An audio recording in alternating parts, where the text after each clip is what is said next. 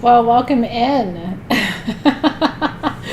to Practicing Magic, session 2 of our January lineup, which includes, of course, not just tonight, but also so much more, right? Crystalpedia, it includes Deepak Chopra, it includes sound healing at the end of the month, it includes Tucson in less than 2 weeks. Woo woo. I know, we're so excited. So, I am increasingly trying to be on time, so it'd be good for you to also be on time if you want to begin right at the beginning. I'm so happy you're here.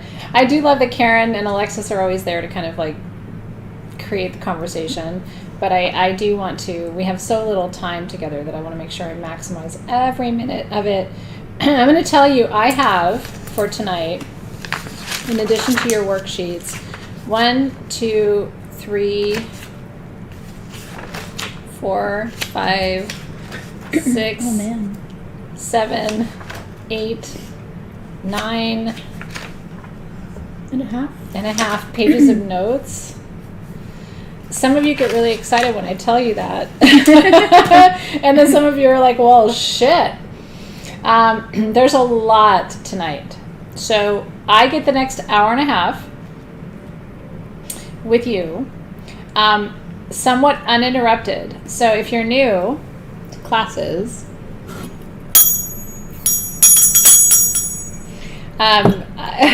tonight's exciting for me because I'm a scientist by training. And so to talk to you about the brain and to talk to you about consciousness and your life and how you feel and how you think and how you can change your experience, right? Like, this is like a gold mine for me. And Jan is asking who's taking notes. Darling, of course, I think you know this already. I think you were probably kidding, but Team SG takes notes for you. So anyway, if you didn't know that, Jan, now you know. If you didn't know, now you know. Team SG takes notes for you. So you don't have to take notes, but I am going to really look at my notes tonight because everything I wrote down is really important. I have spent over 36 hours preparing for tonight's class. And that includes calls with healers and neuroscientists and neurologists and everybody in my world who I think is really smart about the brain. Because I wanted to start here with you this time. We're going to be, during this second session, sometimes we're going to be in the kitchen cooking and sometimes we'll be gardening, and it won't be always this serious. But I know you love the chat. I know you love it, and I love you for loving it. If you're in the chat a whole bunch right now, you're going to miss my content. So no judgment. Like I said, I sometimes can do 2 things at once. I know we're multitaskers, but if you really want to dig into what I'm bringing you, if you want to pick up what I'm putting down, I think I would maybe not be in the chat so much right now. I think I would maybe just be here. I'm not going to be in the chat at all because I can't. It's too much information and I want to be organized. So please don't feel disrespected if I don't answer your questions in the feed. I'm literally not going to look at the feed now until 4:30. And then at 4:30, I will start to respond to questions, okay? But I won't judge you. So if you're over there going, hey, what are you cooking for dinner? I'm not going to judge you and be like, oh, they're not paying attention. But it's because some people can't really multitask. For me, I have attention deficit disorder. So if I'm not just here, then I'll get distracted and it gets weird. So until 4:30, I will not be responding to the feed, no matter how cute and funny you are, because I'm going kind of full professor. And again, there will be notes for you. You don't have to take notes. But yeah, go full screen maybe and just tune out and tune in because there's a lot tonight. And one of my gifts, although I still stress out about it every time, I've been teaching for over half my life, I still stress out about how I'm going to pull it all together. Because like I said, I interviewed a neurologist and a neurosurgeon. I interviewed a brain surgeon. I interviewed a psychologist and a psychiatrist, all in planning tonight's session. I'm like, how do I bring her information and his information and their information together? So if I look at you, then I forget where I am and it doesn't work. So you can totally just go full screen, or you can go over there and chit chat, and I'll just trust you're going to get what you need. But please don't feel ignored by me until 4:30. And then I'm not going to ignore you anymore. Then it's going to be all you, and you can ask me whatever the fuck you want, and I'm going to answer all your questions as long as I can. But that is my guidance for you. So welcome to session 2. And like I said, it won't always be this serious. In fact, there's going to be a lot of fun, outdoor, playful, cooking, exciting, experiential sessions, but not this month because I wanted to ground you. So I'm going to back up and say this. I've spent the last 4 years of my life teaching a program called Soul Shift. And I think we did a pretty good job. You know, I'm always critical of myself. Like, what could I have done better? What could I have done differently? Some people in that program, is there a way for me to go full screen too, just to shut my chat off, or no? I think I can. Yeah, there we go. Okay, I'm shutting my chat off too. Some people in that group really did shift their experience, their consciousness, their everything. Some people didn't. And I, as a teacher, you know, you always want to take responsibility for that, right? I saw some people who really didn't step into a higher level of conscious awareness about their lives and their realities. And I thought, well, was it me? Did I not bring them enough or do enough? And then I thought, maybe they weren't ready, you know, to shift. And then the people who were ready to shift, I think they did, and I think they got what they needed, and that's why I moved forward into Living Magic. What's interesting about Living Magic is, I can speak for me, I think I can also probably speak for Alexis, and I think I can speak for some of you too. We are now living our transformation. Mm-hmm. This isn't just an experiment anymore. This isn't like oh, am I ready, or is this comfortable, or does this feel good? We're now in a place of like, we're here. Right? So what do we do? Where do we go? How do we do this? And what I have found, and maybe it's because I've had a progressive degenerative neurological disease for 12 years. So my brain and I have been learning about each other. I can't always control it. And my own central nervous system is somewhat dysregulated. And so I've had to learn how to be in relationship with my own brain and my own central nervous system for the last 12 years of my life, which is a quarter of my life on this planet, right? And that's why I've been on this quest to figure out what is this thing between your ears. Look how cute you are, right? Except between here and here, there's a thing. Like if I sliced you and diced you right in half, this is what I would have. I would have your brain. And I have really tried to master.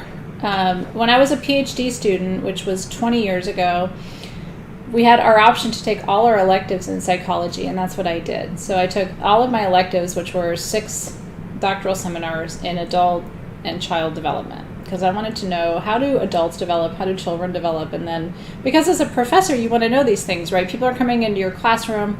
If they've had traumatic experiences, what do you need to know, right? I mostly taught adults. Most of the time I taught people older than me. And so it was like, what do I need to know about these 40, 50, 60-year-olds who are coming into my classroom? How can I help and support them? So I really tried to become an expert on the brain. Then when I was diagnosed with MS, and I started working with my neurologist, who, by the way, is one of the most world-renowned neurologists in the world, here at Cedars-Sinai in Beverly Hills. What she told me is, Athena, no matter how much you try to study, we don't get it. The brain is this big, mysterious organ, and at best we're using 10, 20, 30% of it. And I don't know how to explain that to you, except that there's so much potential residing here that we don't activate. And the parts that we do activate tend to be the parts that restrain us, constrain us, and hold us back. Isn't that interesting? She's like, there's a lot of parts of our brain that we know open us up to new perspectives, new possibilities, new ideas, but we don't go there. Because the human mind is comfortable with what happened yesterday. You know, I had a Chinese chicken salad yesterday. Well, maybe I should have a Chinese chicken salad today. It was pretty good. I love Chinese chicken salad. And then you go, well, maybe I should have a chopped Cobb salad. And then you go, well, I don't know. I've never ordered from that place before. I think I'll just have the chicken salad. This is how the brain works. Yesterday that was okay. It was pretty good. I'm probably going to do it again today. And then tomorrow I'll do it again. And so I'm going to explain to you tonight kind of your, I don't know if you remember in the 80s, it was like, this is your brain and this is your brain on drugs. Yeah. You know what I mean? That's not what tonight is, but like tonight is like, this is your brain and this is your brain on life. Mm. And so many of you come to me and say, why can't I manifest something new, a new relationship, a new experience? Why am I stuck? Why do I keep replaying this tape over and over in my mind? Tonight I'm going to explain it to you, and you may not like it, and it may not be easy to understand. I'm going to do my best to break it down, as I always do. But there is a reality to why you tend to stay where you are. And I don't know if you've noticed this, but a lot of the older people in my life, in their 70s and 80s, they worked at the same job. They had the same friends. My dad has had the same friends for like 50 years. Mm-hmm. You know what I mean? My mom died. He didn't try to find a new partner, right? He just kind of like, like they're just like, they're kind of okay where they're at. They live in the same place. They kind of do the same thing. Our generation, I'm turning 50 this year. Our generation, 20 years back from that, 25 years back from that, is we kind of see like what we've been doing and it hasn't really been working and we're kind of scared to try something new, but like, we'll try it. It's weird for us, but we'll try it. And then the generation ahead of us, who are now in their 20s and 30s, are like, I'm trying everything, right? Like, I don't care. I'm going to, listen, if Bumble doesn't work, I'm going to go on Tinder. If Tinder doesn't work, I'm going to go on Blitzer. If Blitzer doesn't, I don't know, like whatever. Dasher. I don't even know. I've never been on a dating app. But I'm just saying, like, they're so open to, like, meet new people and who knows where they come from. These generational kind of experiences. And part of this is an evolution of the brain where we start to feel like I can move outside the comfort zone and it's not too scary for me. My generation is the one that's kind of like open to it. But even us, like seriously, if you told me like you have to swipe left or swipe right, how do you know what's what? I would be like, I have no idea. Like if it was a cat app, if I want to adopt a cat, do I swipe left or I don't know. But there's, people get very adept in terms of like changing their realities, finding new relationships, opening themselves to new possibilities, and I think that's beautiful. So I'm just saying, my point in telling you all of that is there's no right or wrong answers here. However you approach change and transformation is however you approach change and transformation, okay? Yeah. So let me start at the beginning. The alchemists. I always go back to what's my origin story. My origin story in my physical lineage goes back to Egypt and to ancient Greece. And that takes me back to alchemy. And the alchemists were focused on finding, attaining what they called the one thing. The one thing. And they called it gold, okay? They wanted to find how to make gold from base metals, right? They were focused on this one outcome. And they stopped at nothing. How do we take lead and mix this with that and the prima materia, and how do we like take it down to its base metals, and then how do we evolve it back into something else? Like the alchemists had this really unique goal to focus on. How do we attain unity? And how do we attain the highest possible material creation, which was gold, right? We no longer really focus on gold, if you've noticed. Like gold is still precious, right? It's a precious metal, and people still try to find it, and they go on those gold digging shows and all of those things. But we're not alchemists anymore in the sense of like, we're not trying to find the one thing. We've evolved past that to what I call the age of duality, right? Which brings us back to the next level of education, which is there isn't one thing in the universe. Everything is actually dual. above, below, masculine, feminine, right, wrong, in, out, up, down. The alchemists were onto something though, which was that they were trying to find a way to connect heaven and earth, right? The upper chakras and the lower chakras, that physical body with the etheric or energetic body, right? The alchemists took that, what we would call Atlantean wisdom, right? Because these are the Hermetic principles, right? Everything is polar, everything is dual, everything is masculine and feminine. The mind creates everything, right? So however you think, so you become. And what they were, and subject, object, right? Like proton, neutron, no matter where, sun, moon, right? No matter where you look in the universe, penis, vagina, there's duality, okay? And it takes actually duality to create unity, right? It takes a penis and a vagina to make a baby. No matter how you slice it or dice it, sorry. It takes a shooter and a cooter to make a kid, right? At some level. However you put the shooter and the cooter together, it does take those two, it takes duality. That duality in certain traditions is called the void,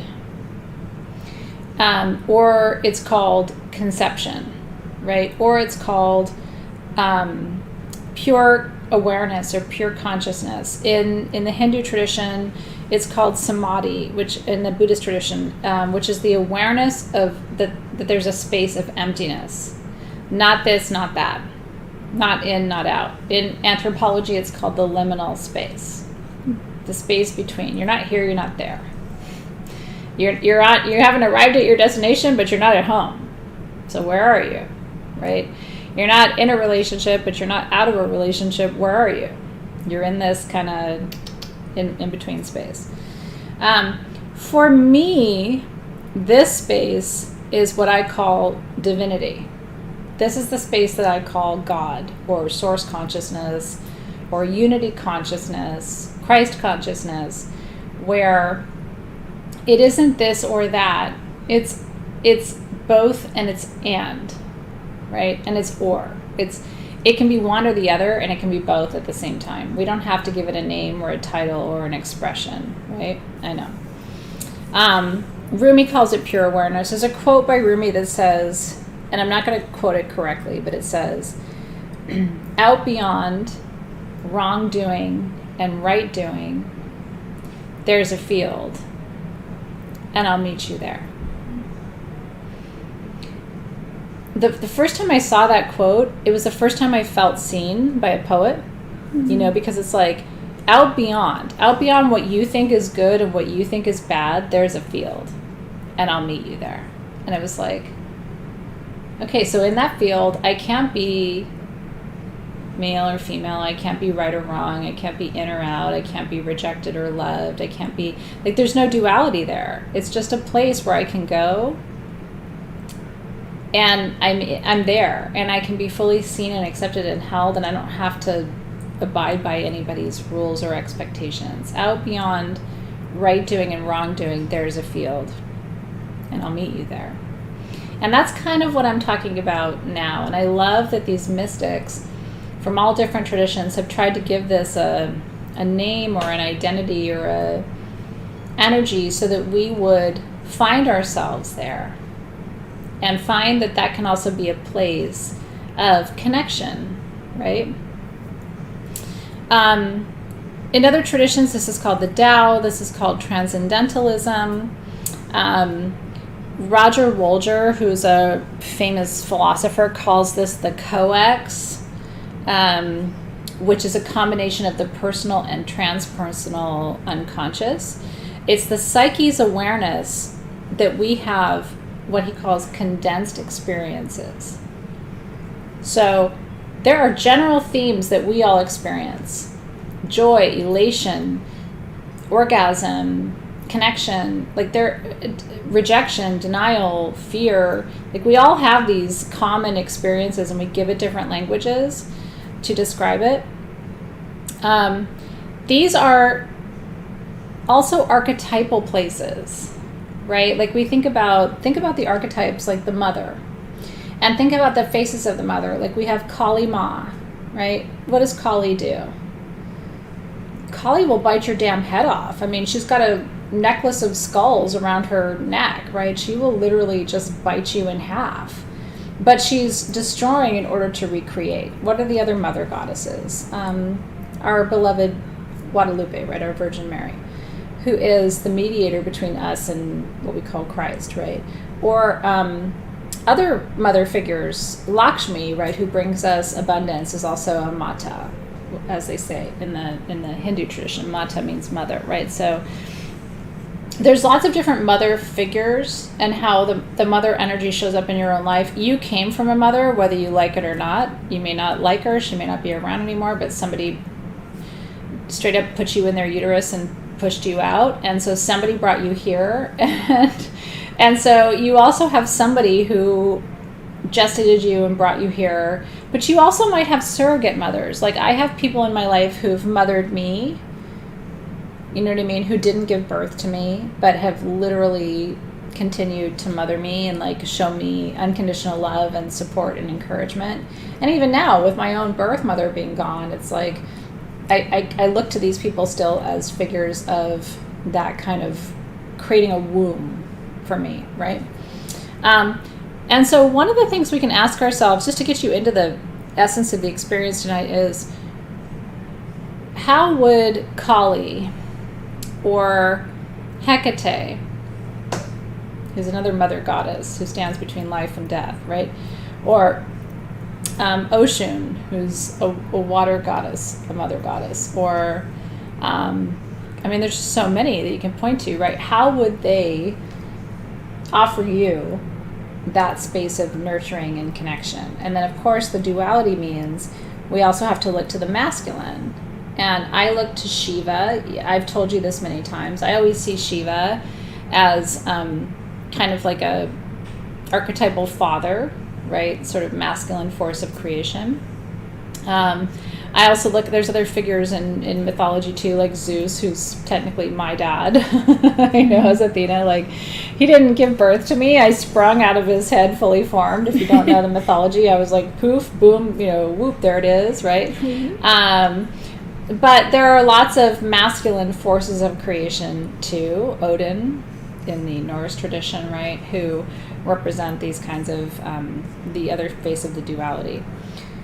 So I want to talk first about what is your personal experience of being, which is the biographical, who are your parents, where'd you come from, the somatic, what's your body about, what do you know about it, are you still learning about your body and what it needs and how it heals and how it becomes diseased, and then the experiential. Like, how do you experience your body? Do you feel liberated and free? Do you feel constrained and tight? Like, what's your experience of being in your body? And then the transpersonal, which is candidly what I've spent the last couple of years working on, which is understanding your experience in the womb, perinatal, before you were born, your past life experience before you were in the womb, and then your archetypal experience, which is, these things don't have anything to do with you really. They're more about other people, right? So like my womb experience, my therapist describes it as ambivalent. I was a surprise, and my mom wasn't totally sure this was the right thing. And I don't know if anybody else has been I wanted both of my kids, and I tried for them, so I didn't have an ambivalent womb. But, you know, back in the 60s and 70s, not everybody was trying to have children. And I was born into a situation where, like, oh, she's a surprise, but it wasn't expected. And so when we come into the world and we're not fully prepared for, our parents weren't, like, crossing their fingers and hoping and wishing. In fact, we're kind of a source of stress. We come into what's called an ambivalent container, which is like, okay, this baby is coming. I better get ready for it. I don't know if I can do this. And the baby that's growing and gestating in that environment knows that it's growing in an ambivalent container. And so what that infant or that fetus tends to do is spend the rest of their lives creating additional ambivalent containers, which is interesting, right? relationships where like it's okay, but we're not like woohoo. It's like, okay, I'll tolerate her, but I'm not sure I totally want this, and I'm not sure this is like the right thing for me. And we become very comfortable in ambivalent situations where people kind of want us or kind of don't, or kind of think it's okay, but they're kind of afraid. And so the good news about that for a lot of us who are empaths is we learn to be flexible. We don't need people to really want us or love us. We don't really need it because we've never really had it, which is my experience, right? Like, we know we're here, we have a purpose, but it's not like people aren't just jumping up for joy that we're here. But we can get ourselves into dysfunctional patterns with partners who are still kind of like, I don't know if this is what I want. I'm kind of in, I'm kind of out. I'm telling you all of this because your brain, from the time you are conceived, and I'm not getting into a conversation tonight about when you become conscious because that's weird, and I just don't, frankly, I don't want to do it. You know what I mean? I know, that's a whole other like class. From the time my little tiny puny brain was able to understand that I was coming onto this planet, I know I was aware that I wasn't fully prepared for. And I think I intuitively knew as I was developing that I was going to have to be completely self-sufficient in order to take care of myself and preserve my life force, right? Versus babies like my babies were like, they had a nursery when they were born and like all their clothes were washed and dried and I couldn't wait like to go into labor and stuff. Like, it's a whole different experience. Mm-hmm. So they don't have an ambivalent attachment to their caretakers, and their brain also isn't constantly scanning for like, am I wanted? Does that make sense? Yeah. It's a whole different situation. Now, I mean, I'm happy for my kids because they have no idea. Like, if they were watching this, they would have no idea what I'm talking about. But a lot of us were kind of like, oh, like I said, whoop, there it is. And, now we're here and we have to kind of create space for ourselves because our parents aren't necessarily able to create space for us. Now, I do believe that every soul chooses its contract to come here. So I also don't let myself off the hook. I don't let anybody off the hook because I think we choose our parents and our experiences. And I will say my parents did a great job. Truly, Mom, you did a great job. I tell my dad all the time, you did a great job. For people who probably didn't really realize this shit was happening, they did a fantastic job of like getting it together and like making space for it and raising me in a good way. So I have no complaints. But I'm sharing this with you because one of the things you need to know about for tonight is your brain has what we call attachment. And the way you attach to people, places, things, and energies is determined by the kind of attachment you had when you came into this world. And I think you chose it with your soul contract. So I chose to come to parents who were kind of like, here we are. And they made the best of it. And I had the experience that I had. And then I got to choose a different kind of experience for myself. And then what I've noticed too is a lot of people like me who came in with ambivalent attachment didn't have children of their own. And there's no judgment there either. They were just like, I don't know. I came in kind of feeling like I was like 50-50 wanted, and I just didn't want to perpetuate that. That's exactly how I feel. Right. I mean, for me, it's not 50-50. For me, it's a higher percentage. But that's exactly how I feel. Yeah. Interesting. Well, because it's hard to create what you didn't have. You know what I mean? And even for me, I'm like, at first I was like, how do I communicate to my kids that they're 3,000% wanted? And then it was like, you shouldn't need to. Like, it's not, they chose that contract, I chose my contract. Like, and so when people say like, oh, Athena, I don't know, do I have to explain to you why I didn't have kids? I'm always like, no. Like, maybe you came in with some contract and some attachment that didn't feel comfortable for you to create a new paradigm around that. So instead you have been auntie, uncle, bestie, whatever you call yourself. I have friends who call themselves other things to my kids. You know what I mean? Like, they're not auntie because that's weird, but because they're not my bio sisters, but they're like, they're kind of like surrogate, like other people who care about them, right? And there again, everything I'm telling you tonight, there's no judgment. It's just like how you came in. We can't separate your mind and your mindset and setting from how you came into this lifetime. Is why I'm starting here, okay? Because you have 3 parts of your brain and 3 parts of your mind. And the oldest part of your brain and the oldest part of your mind are rooted in, am I safe? Do I need to get the fuck out of here, right?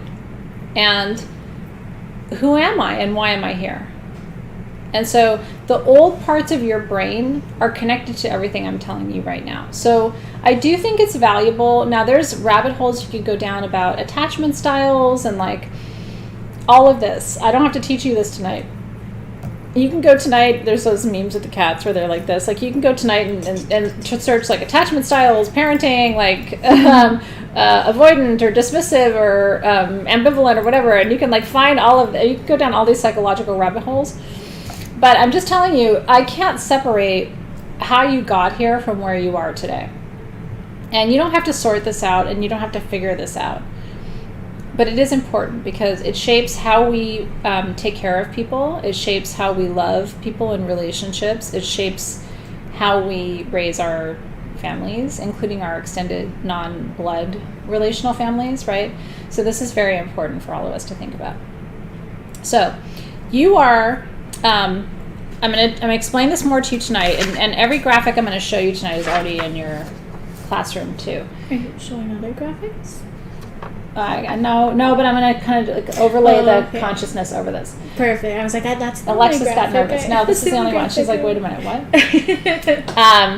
Star seeds are not for tonight, Annette, but you could overlay that. Tonight I'm really just staying straight 3D, so hopefully that's okay, because I got to lay the groundwork for this. The star seed stuff would be a higher level overlay, so we're not going to get there tonight, but we could talk about it in the Facebook group.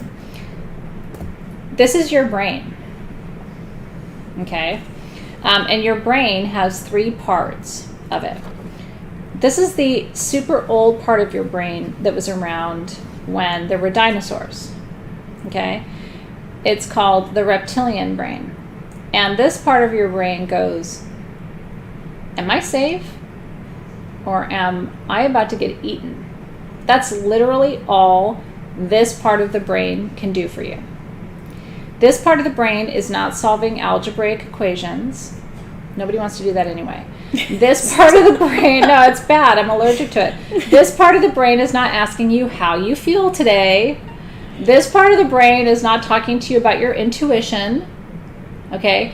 This part of the brain is looking behind you and going, is there someone chasing me? If so, I'm getting the fuck out of here, okay? And it starts cortisol and adrenaline and your heart's racing, right? This part of your brain is the part of your brain at 3 a.m. that goes, oh God, I could have an incurable disease because my right arm hurts, right? And then you go on WebMD and you search right arm hurts, and WebMD says you have right arm disaster disease that's going to just destroy you, right? And so then this part of your brain goes, oh no, right? I have right arm disaster disease. And then now my right arm is going to fly out of the window. I'm going to lose it tomorrow. It's going to fly out of the window. I'll never have a right arm again. Like, it goes down that whole rabbit hole. And then your heart starts pounding. And then and now it's like 3 a.m. And then now you're on Netflix, right, looking for right arm disaster disease. And you find some weird documentary. And it's like, oh God, this is true. I do have right arm. I have hoof and paw disease, right? Whatever it is. I'm feeling so called out. I know. Well, but we all do it, right? And then now, thank God the other parts of your brain kick in and go, wait a minute. Shut that computer down. Put your damn phone down. WebMD is the devil. Okay, you're not having a stroke. You don't have hoof and paw disease. Your right arm isn't going to fly out the window, okay? It'll still be attached to you tomorrow. You don't have to call your doctor right now and leave a message for your doctor at 3 a.m. going, do you think I'm going to lose my right arm? Right? And then your doctor's like, maybe she needs other medication for her mental health, right? So the other parts of your brain kick in, okay? And thank God for the modern part of your brain that goes, wait a minute, your right arm hurts because you're laying on it. Like, for real? You've been laying on it for the last 3 hours. Why don't you turn to your left side? And then you're like, oh yeah, it feels so much better. Then you go back to sleep, right? Or the middle part of your brain, which is maybe your right arm hurts because that's your, your masculine side. And so maybe this connects to your father and you need to think about your relationship with your father, but you're not going to lose your right arm or whatever, okay?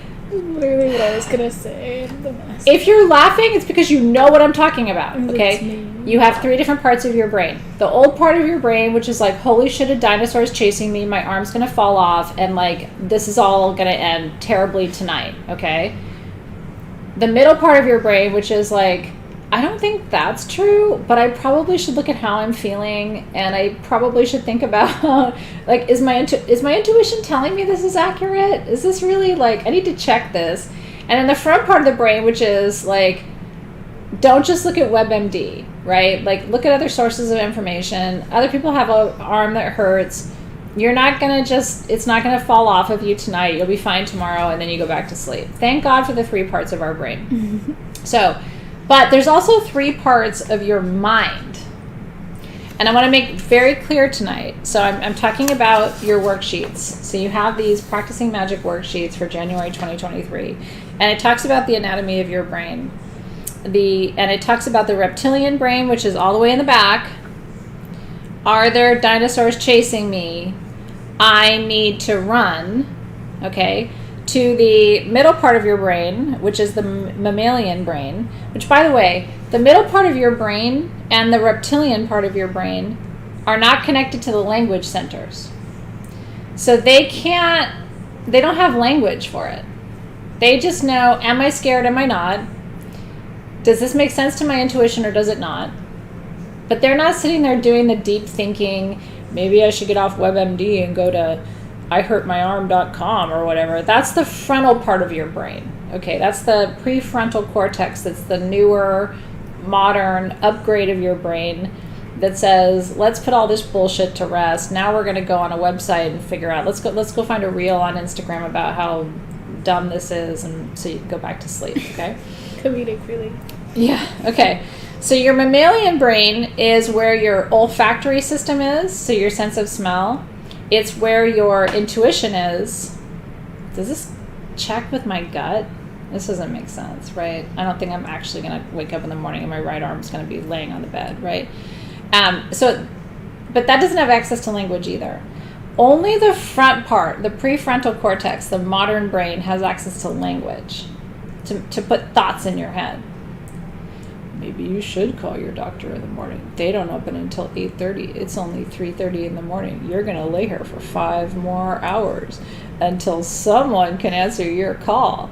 Maybe you should call your friend Joanne. She doesn't sleep very well, and she's crazy too, and she'll talk to you about your right. I mean, maybe I'm nuts, but like, this is the kind of stuff that goes on. It's your prefrontal cortex that's like, doctors' offices are closed right now.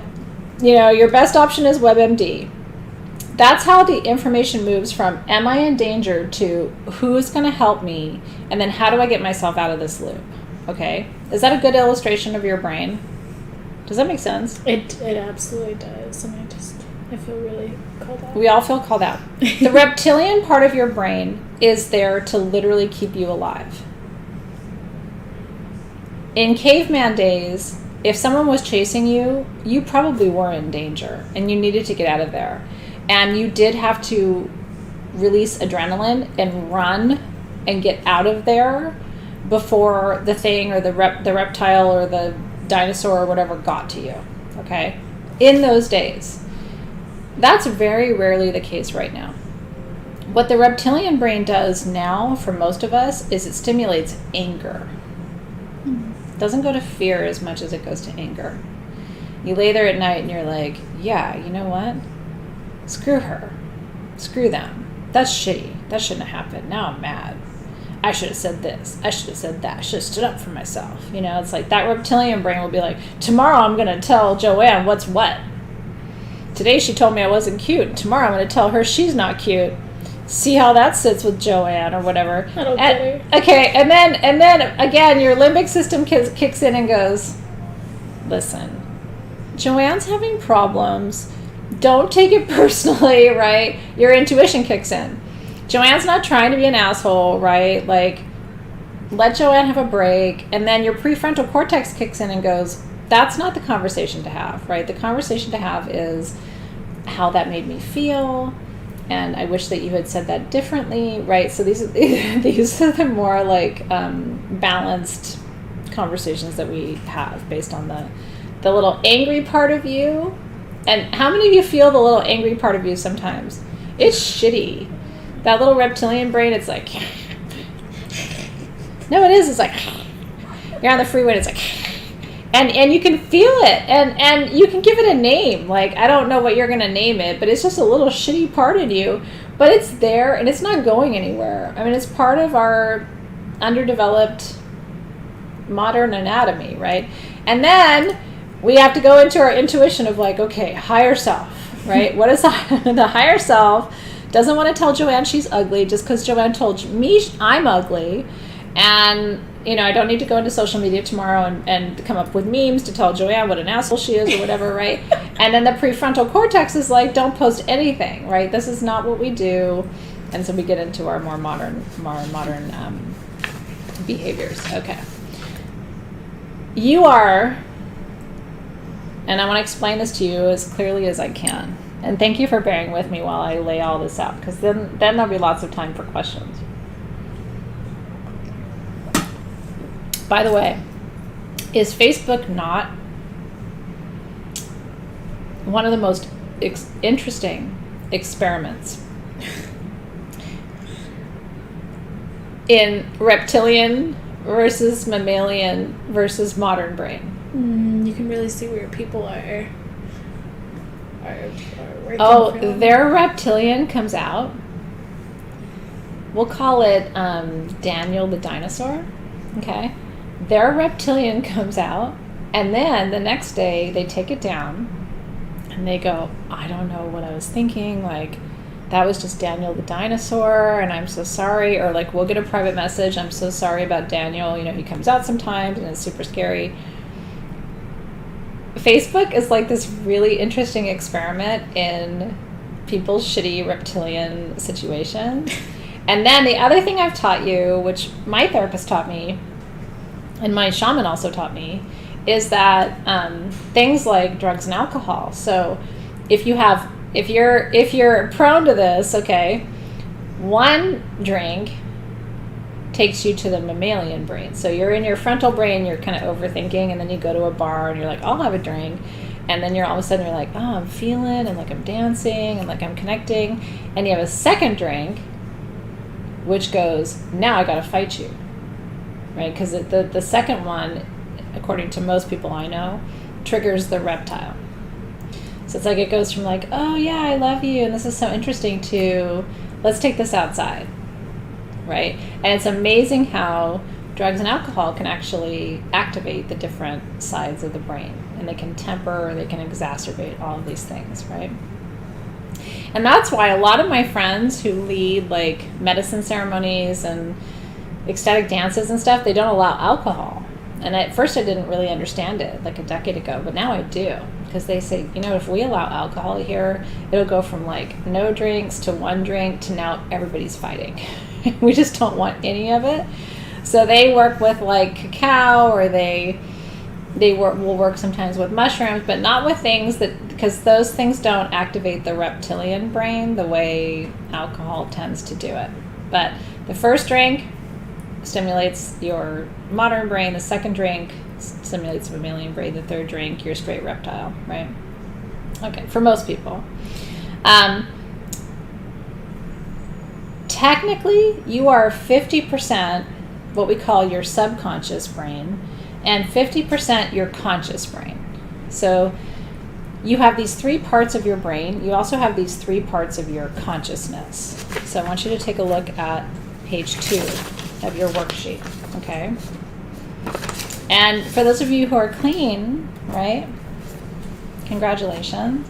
I still like a good drink every once in a while, but if I take it too far, I feel my Snarkerton reptile come out if I overdo it, right? So it's like after the second drink, you're stimulating something else, right? If you are not someone who's already in a program, right? And I do think, and my shaman agrees, that you can learn how to control your impulses with regard to things as long as you recognize what they're activating. That's the knowledge, that's the key to awareness, right? So it's very important. So on page 2, we talk about not your technical physical brain, but we're talking about your consciousness, okay? Just like you have 3 parts of your brain, you have 3 parts of your consciousness. You have your subconscious mind, which Freud called the id.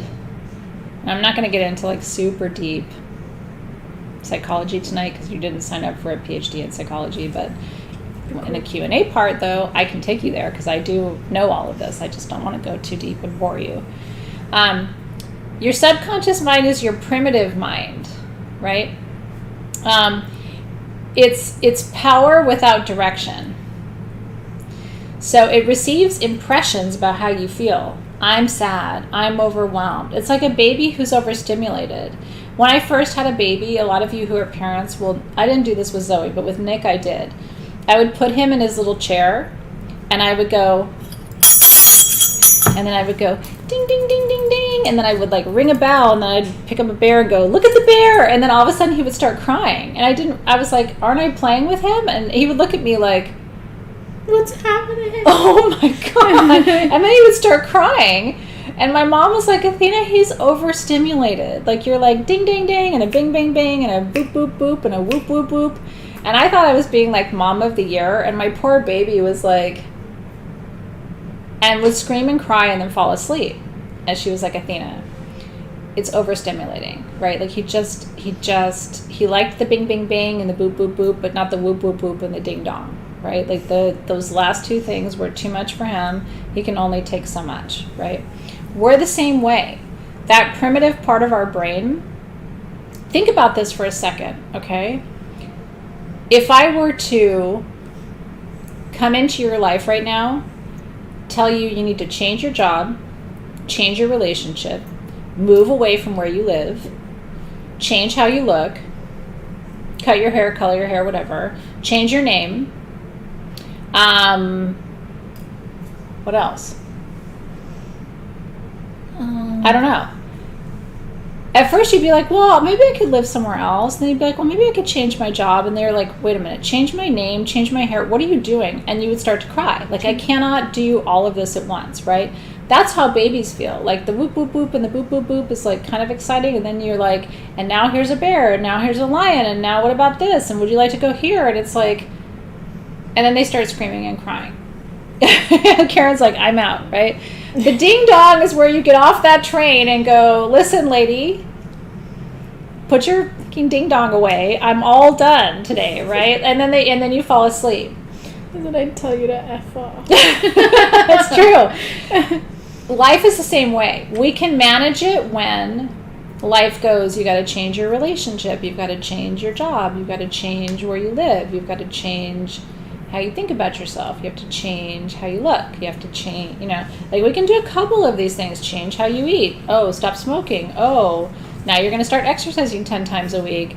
Oh, forgot to tell you, but your car broke down. And then you're just like, can I just not? And you're like Nick sitting in his bouncy chair going, right? So it's the same thing with that part of your brain. It can take a certain amount of things. It can't take everything at once, right? So that is your subconscious mind. Your conscious mind, your ego, goes, I got this. You want me to move to North Dakota? Fine. And now I have a new job? All right. And now my name is, Barbara Joanne? Great. And, oh, my partner left? Fine. Fuck him. And, oh, now I sleep on a couch? Great. And your ego's like, I got this, right? That is a different part of you. Your subconscious is the part of you that's like, I need some sense of safety, stability, consistency to manage this human experience. Your ego is the conscious mind that says, I can do this, right? And your ego, Chase, like I'm already overloaded in this. Let me know if I'm losing you, by the way. Your ego is a part of you. It's like, no, I've got this. I can manage all of this, right? And then there's the super ego, which is your super conscious. Freud called it the super ego, which is the bigger picture. That's the God inside of you that's like, we have got this. Don't worry. It doesn't matter if you have to change your name. God's got you, okay? It doesn't matter if you have to, now you're Barbara Joanne and you have no partner and you work at Hobby Lobby and you are living in your car or whatever. God has got you. Everything's going to be okay. There's that under part of you, the subconscious, that is looking for direction. There's the ego part of you that goes, I've got this. It's totally fine. And then there's the super conscious, the bigger super ego part of you that's like, we can figure out how to do this. Do you see the correlation between these and the three parts of your brain? The older part of your brain is like, am I in danger or is this going to be okay? It's like the teeny tiny part of you. And then there's the middle part of your brain that's like, well, I don't know how I feel about that, but I'll use my intuition, kind of lean into it, see where it goes. And then there's the modern part of your brain that's like, we can do this. Mm-hmm. You know what I mean? Like, we'll come up with a new plan, right? I don't know. Who needs a car? Maybe North Dakota's amazing. I like the name Barbara. That's a better name than I had in the beginning, right? You can call me Barb. I don't know. Now, here's why I want to make this real for you. The last 3 years, and I'm not trying to make this political at all, so please don't go there. Because honestly, I don't care what you think about COVID, honestly, or pandemics, and I'm not a conspiracy theorist. But we have all been through a collective trauma where underneath it all, we were like, no, but is it really going to be okay? You know what I mean? Like, no, but like, really? I mean, there was part of us, all of us, at some point in the last 3 years where we were like, no, but really, like, I'm going to be okay, right? Like, I'll have food to eat, I'll have a place to live, right?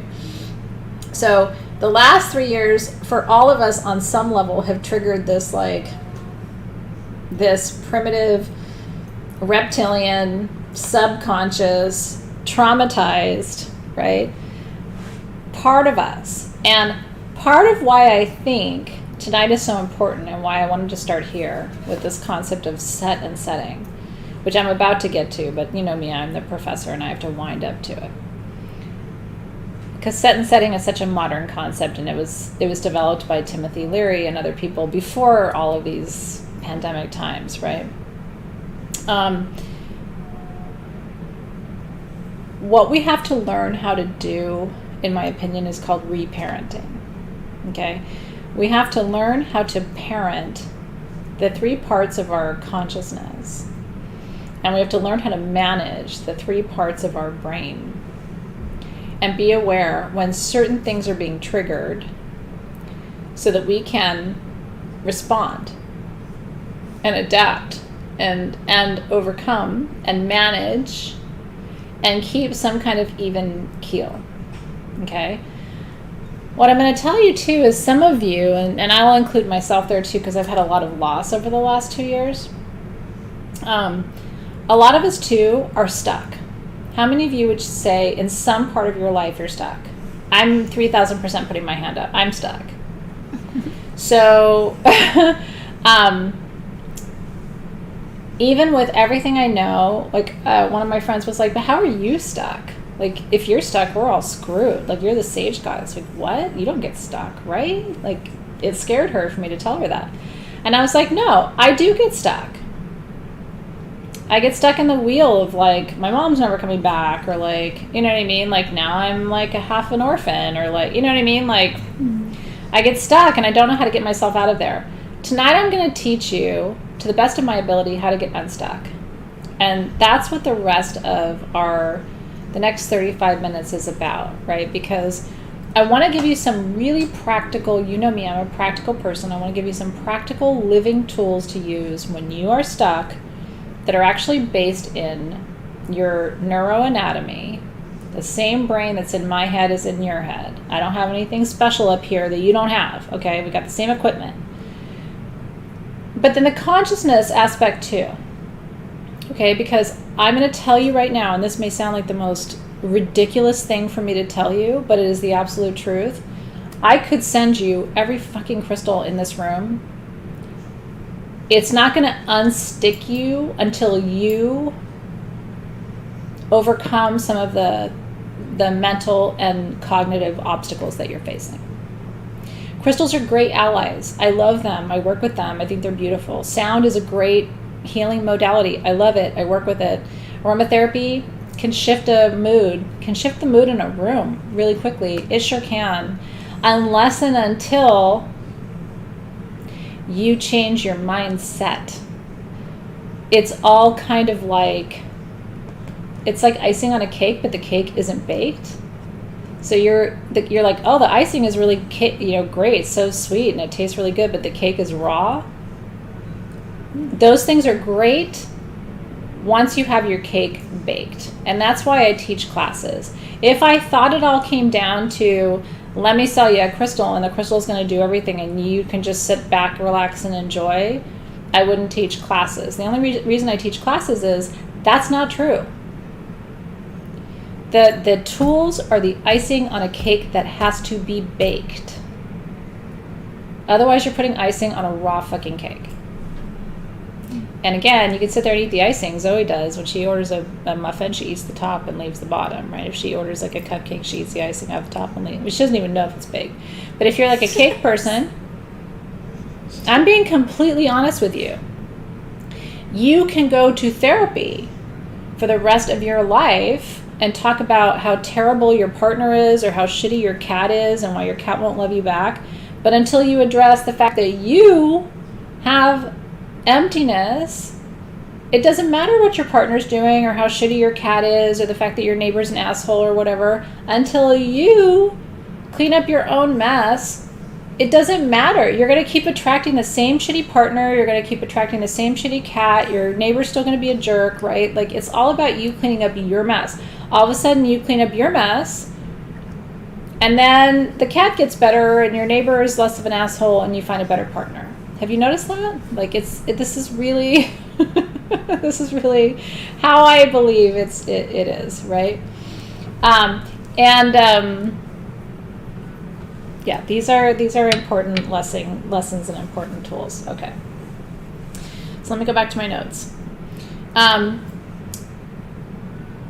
Meditation is one of the most important tools for observing the gap between your subconscious mind, which is like all your fears and everything that's unreconciled, and your conscious mind, which is, I'm here, this is what's happening right now, here's what I can do about it. Meditation is still, and I think it will always be, the best tool to help you create that space to be able to see those things accurately.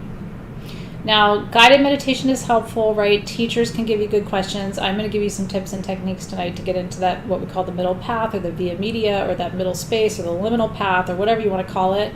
But yeah, I'm trying to take the lid off the box a little bit tonight. One thing I'm going to tell you, and I'm not telling you this at all because I'm judgmental about people on YouTube. I'm not. Be discerning with what you watch on YouTube for self-help. Especially if those people are not well-trained and highly experienced.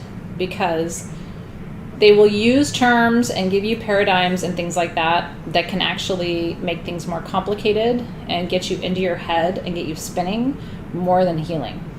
Okay? So just be discerning about who you watch and what you look at. To this day, because people send me referrals all the time, oh, I watch this person and I watch it and I'm like, this person has no academic or clinical training. They've never really done their own deep work, right? So just be very discerning and be very mindful. I honestly don't have anyone I can recommend to you in good faith on YouTube who I think is a great guide for reconciling consciousness and the subconsciousness that I think has got it all right. I've seen a lot of really weird people. So I don't have recommendations for you. Whoever you love and follow, I would just say just be discerning. Because I've just seen some people who are out there sharing stuff and it's ungrounded and it's inconsistent and they don't have any clinical or even life experience to back it up. A lot of them have been through those wounds themselves and then they healed and now they feel like they're an expert on it, but that doesn't really make them an expert on it. At the same time, I will say, a lot of therapists are really screwed up. So there are good people out there. I would just say be discerning, right? Really like listen and don't just take everything at face value. Like, and yeah, I mean, with all teachers, as Karen said, like even with me, like if I say something and it sounds like nutter butter, like throw it out. You know what I mean? Like who am I? I do have clinical and educational experience, but I might say something that you think is ridiculous. Throw it out. You know, if it doesn't resonate with you, then it shouldn't be part of your codex. It shouldn't be part of your vernacular. It shouldn't be part of your teaching. Like I do the best I can to bring you good information, but there may even be times where I tell you something and you're like, oh, it really didn't resonate with me. Then toss it. But I would just be very careful. I've just seen some really strange things. Remember, YouTube is kind of like anybody can publish a video on YouTube. Like my cat could, right? Smudgy could have a Smudgy's therapy channel and he could tell you how to heal yourself, and it would be very cute, but it wouldn't be very effective. So just be careful with the people that you're receiving information from. And if it doesn't resonate, out it goes. I feel like Smudgy's channel would just be a bunch of like constant live streams of him just lying around. I've been getting that on TikTok. They keep popping up for me. I've never watched or stuck around on any of them. Yeah. But it'll just be live streams of girls like sleeping. It's really weird. But I feel like that's what Smudgy's channel Smudgy would just be asleep. Yeah, he wouldn't really give you advice. And maybe that's the best thing you can do is just sleep through it. But anyway, just be careful, be discerning, you know what I mean? Like anybody can publish anything, and I think it's just important to take it for what it's worth. Yeah. And that includes me. That's why I'm saying, like, I'm not even immune from that. I've been doing this for a long time. I have a lot of experience. I think I'm pretty smart. But there may be times where you're like, Athena Beans, that didn't make sense. I didn't like it. Out it goes. If it doesn't gel with what resonates with you, it shouldn't be taken to heart, right? Now they all want a Smudgy channel. They're all saying they want a Smudgy channel. Yeah, but he's not going to say anything except he's going to sleep. So he's so cute, though. I'd watch it too, honestly. His sleeping is his wisdom, I guess. But okay. Pisces. Now, do you want to know what I think is the best way to go? Become an observer of your thoughts. There is a wisdom in you. I'm totally serious. Now, sometimes we don't want to listen to it because it's telling us stuff we don't want to hear. Because it's smart. I call that wisdom the higher self. There's a wisdom in you that is worth listening to. And it's been with you all these lifetimes you've been living. Now, again, there's going to be times where you're like, I'm not hearing that right now. And your higher self is like, I know, but you know that it's right. I know, but you know it's right. Sometimes that little part of you is the smartest thing in the world. But it's much easier to go watch Joanne on YouTube and go, well, but Joanne told me to blah, blah, blah, blah, blah. And your higher self is like, yeah, I don't know. I want to get you to a point where you really trust yourself. Now, Lana's asking an interesting question. How do you observe without entering a dialogue? That's what the rest of this half hour is about. Okay, you ready? Your subconscious is your past. Your conscious is your present. Your superconscious is the unmanifest future. Let me say that again. Your subconscious is the past. Well, last time you went to that club, you met Joe Bob, and what the fuck happened with Joe Bob? Now you're going to go back to that club again? And you met, what, Joe John? And now he's better? Joe John? I don't know. I don't want to come up with names that are actual real names. You met Luke Bob? And now Luke Bob is going to be your husband? Right? No. That club, we're not doing that anymore. Your subconscious is like, nope, Danger Town, nope, we're not doing that, right? Your subconscious has an imprint of the past, and it's going to project that imprint into the future and go, last time you went to Vaughn's and got turkey, you got food poisoning. You're going to go back to Vaughn's and get turkey again? You're going to get food poisoning, right? I feel like my mom was like a walking, talking subconscious, right? One time we took the kids to Chuck E. Cheese, and one of them fell. And then when I was like, hey, I'd like to take the kids to Chuck E. Cheese, she's like, well, if you want your kids to fall. And it's like, really? They're not going to fall every fucking time we go to Chuck E. Cheese. I really felt like my mom was a walking, talking subconscious, okay? But you know what I'm talking about, okay? Now you're going to go to Chuck E. Cheese and shit's going to go to hell in a handbasket because it did last time, right? Your conscious mind is like, let's be open to Chuck E. Cheese, right? Maybe it's a new Chuck E. Cheese, or they've gone through new safety measures and now we're going to have a different experience at Chuck E. Cheese. Like, we're just going to be in the moment. We're going to experience this, right? Your superconscious is this the best way for us to spend our time? Maybe we can be having a different kind of experience, or maybe we need to, I mean, these are dumb examples, but you know what I'm talking about, right? A different kind of experience, or we should go somewhere else, or expand our horizons, or whatever it is. The highest version of your conscious awareness is the observer, or you can consider it the steward or the recipient of information, but it's the part of you that can lift up 30,000 feet, helicopter up, and look out across everything and say, my past doesn't dictate my present, and my present doesn't dictate my future. These are three different things, right? The ego wants to hold on to the past because it wants to be right. The ego's biggest fear is that it's wrong. And if it's wrong, then it's wrong. Like, if the ego's wrong, it doesn't have a purpose. So the ego gets threatened by the idea that if I go to Chuck E. Cheese this time and nobody dies, then it was wrong, and now the ego has no job, right? So the ego wants to hold on to whatever that power is. The super consciousness, which is the part of us that's like, maybe we need to go to a different place and have a different experience, urges us toward integration, forgiveness, peace, evolution, and love. Higher order experiences, right? So one recommendation from one of my teachers is put the thoughts of the past, your subconscious, and the present, your ego, on a boat. And put them on a river and send them out away. And create space around them. And then ask them for their advice. So instead of them being like gut reactions, like, oh, Chuck E. Cheese is dangerous, or, oh, you'll get food poisoning from the turkey at Vaughn's, or whatever, you put some space around those thoughts, and then it's not so urgent, so you can interpret them correctly through a different lens. Does that make sense? You know, Luke Bob is our weirdest name we've come up with yet, but it's all I have. So again, you have your old mind, the reptilian brain, your id, right? Something's going to go wrong. I got to protect you. You have your limbic system, which is your memories and your intuition, but also your reason and your self-control. So it's like, I think I should do this, but I'm not exactly sure.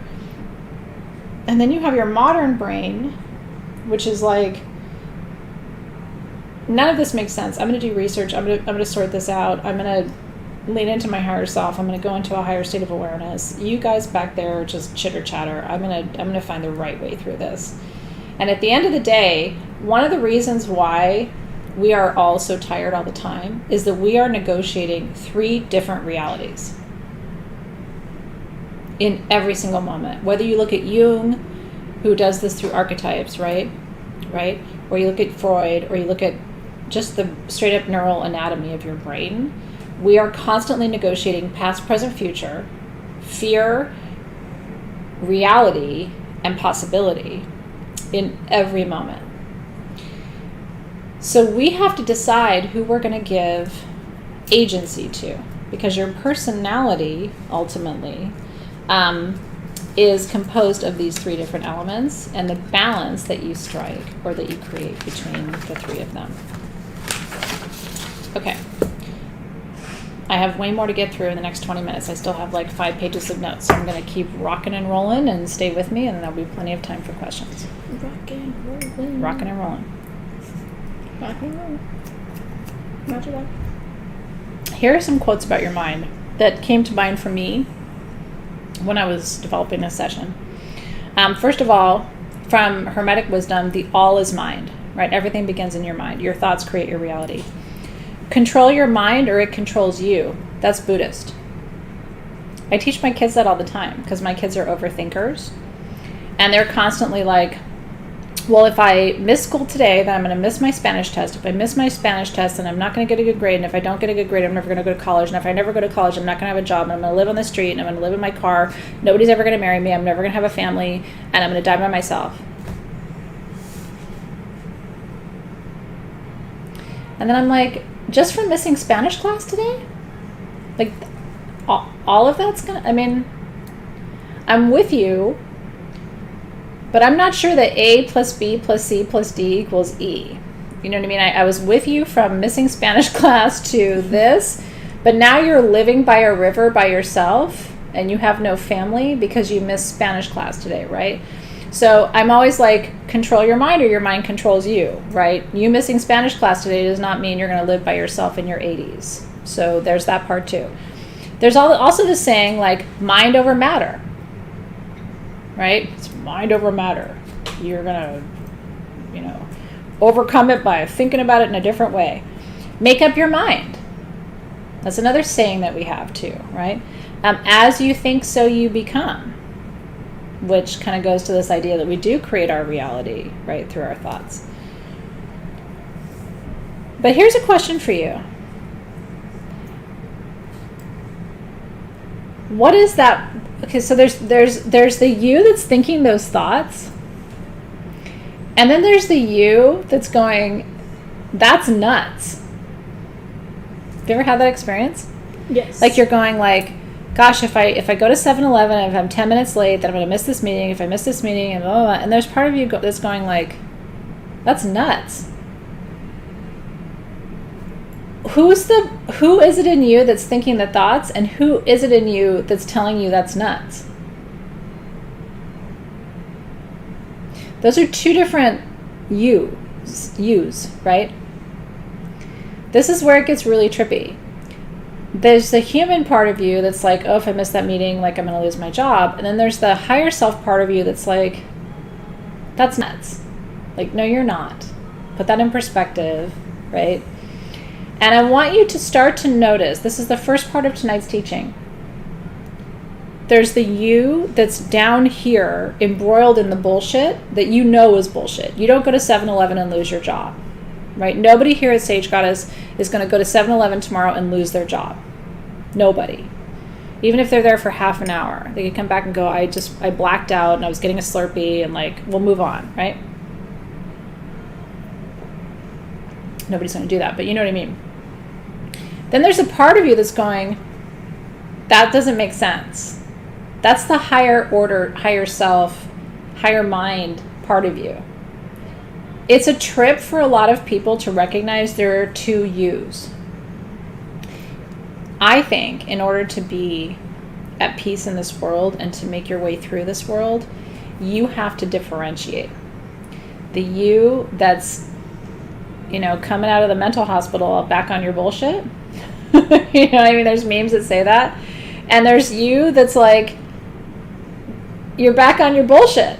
You know what I mean? Like, that there are two of you.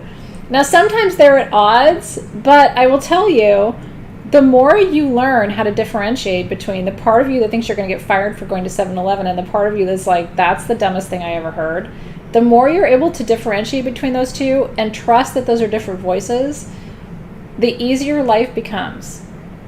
Because you're going to start to rest more in the part of you that's like, that doesn't even make sense, right? That's the 3 a.m. part of you that's like, no, honey. You slept on your right arm for the last 3 hours. That's why it hurts. Don't go on WebMD, right? You don't have right arm falling off disease. Disaster disease. Disaster disease, right? Disaster. That part of you is your best ally in the process of becoming a fuller, more healed, evolved version of yourself. That's the better parenting part of you. That's the better coworker part of you. That's the better partner part of you, right? That's like, no, that's not what's going to happen, you funky lady, right? And so it kind of walks you back from crazy town where your subconscious id part of your brain wants to go, right? Okay. So set and setting, to come back to this, is the recognition that there's also two parts of you in your magical life, okay?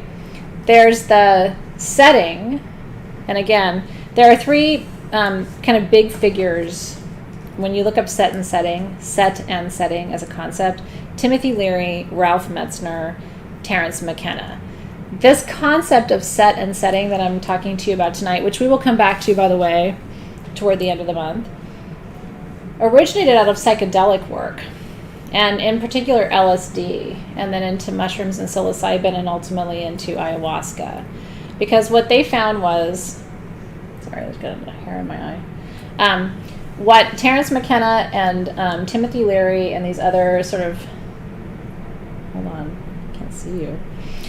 What they found was, it's actually going to be easier for me to get it out of my eye if I can see it on the camera. That's so weird, that's never happened before. What they found was that there is the setting, like you taking a psychedelic mind-altering substance, and then there's your mindset, like your thoughts, what's going through your mind, whether you ate that day, whether you prepared with dieta, right? There's you, and then there's the environment. And both of these things are important to having a good experience when you're working with psychedelics. We're not talking about that tonight, okay?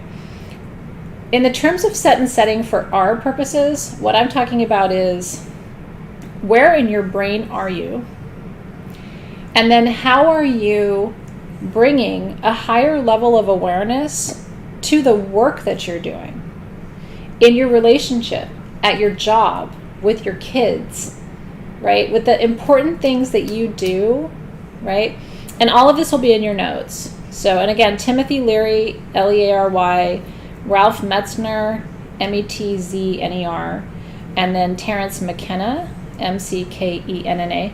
And they have a lot of books. I have them all on my bookshelves at home, so you can read all the books. But most of those books are about psychedelic experiences, and they're not really about what we're talking about. So I'm kind of interpreting these forefathers of these concepts, and I'm bringing it into our context for spiritual development this year and what it means to live magic in your life. Okay, so because I will tell you, as you expand your consciousness, there are going to be times where you feel a little crazy. Truly. How many of you have had that experience where you're like, you're learning how to develop your higher self and how to meditate and how to cultivate your psychic gifts, and you start going, I feel like I'm living in different worlds. Like, I feel like when I go to Burger King, I'm dealing with humans and I'm in 3D, but then when I'm hanging out with my spiritual friends, I feel like I'm having these other experiences and I don't even know what's real anymore. And then I go home to my kids and it's like we're doing homework and I feel like I'm living between worlds, right? And it can feel really overwhelming. And so in order to, I know Timothy Leary is I'm talking about who they were as forefathers in the field. So, but what I'm trying to teach you tonight is how to maintain a steady frame of mind to do this work, whether it's at home in the kitchen, in the bedroom, with your partner, with your kids, at your job, so that you are the same you no matter where you go. People here at Sage Goddess do not experience a different me than my kids experience. My kids don't experience a different me than my family experiences. My family doesn't experience a different me than you do, right? I'm not a different person. I don't morph myself into different people depending on where I am. And that's important to me because I like the idea of coherence, which comes out of psychology and describes this phenomenon of finally reaching a state of centered beingness that doesn't require you to be one thing here and another thing there and another thing there. But all of that comes back to developing mindset and understanding your setting too. You don't have to be somebody different with your kids and your coworkers and your colleagues and your spiritual community. You may talk about different things, but it isn't a different you. How do we make a unified field of consciousness? And I wanted to talk about this in January because I'm hoping you're going to bring this with you wherever you go in life. For me, it's been very important. I spent a good decade, and you can call it authenticity too. I call it integration or coherence, but you can call it authenticity. For me, it's not so much about being authentic because I was never worried about that, but it's coherence, right? It's like there aren't little bits of me that you're not getting. Right? There aren't little bits of me that my kids don't get. My kids don't see me somewhere at work and go, whoa, who's that? Like, she's so weird when she's there or whatever, right? And then I don't go hang out with my dad and he's just like, now it's like angelic little girl Athena who like doesn't talk about magic or whatever. Everybody gets the same kind of shit show. So there's authenticity, but there's also integration and coherence, right? It's one unified self. And I think that's really important because if you are not unified in who you are and how you bring your energy forward, you're going to feel exhausted. In coaching terms, we call this flexing, right? I got to be this like one person at work, but then when I go home, I can finally like take my bra off and just be who I am or whatever. And like, but then tomorrow I got to, be this other person again and put my suit on or whatever. Like this coherence allows you to relax and soften so that you don't feel so stretched, so thin. Flex leads to exhaustion. Exhaustion leads to burnout. Burnout leads to resentment, and resentment leads to illness. So we ultimately want to have one unified field of consciousness, one unified awareness of who we are, and one integrated, coherent self that we bring to our work, our families, our relationships, right? And you may think you can't do it with your dad, but I'm going to tell you, on some level you can. And it may take time. And it definitely takes awareness, right? There's a time and a place for conversations. But it doesn't mean that you change, because flexing makes you tired. If you always have to be a different kind of person with your husband, or you always have to be a different kind of person with your coworkers, how do you feel at the end of the day? You get into bed and you're just like, I just want to be me. So coherence is the goal, right? One unified self. So your perception influences your environment. If you feel comfortable and you feel safe, you're going to behave a certain way. If you feel uncomfortable and unsafe, it's going to trigger your reptilian brain and you're going to respond as if you're in danger, which is going to make you uncomfortable. It's going to tighten all of your muscles. It's going to produce cortisol in your body, and you are going to be in fight or flight. Okay? So again, perception influences your environment.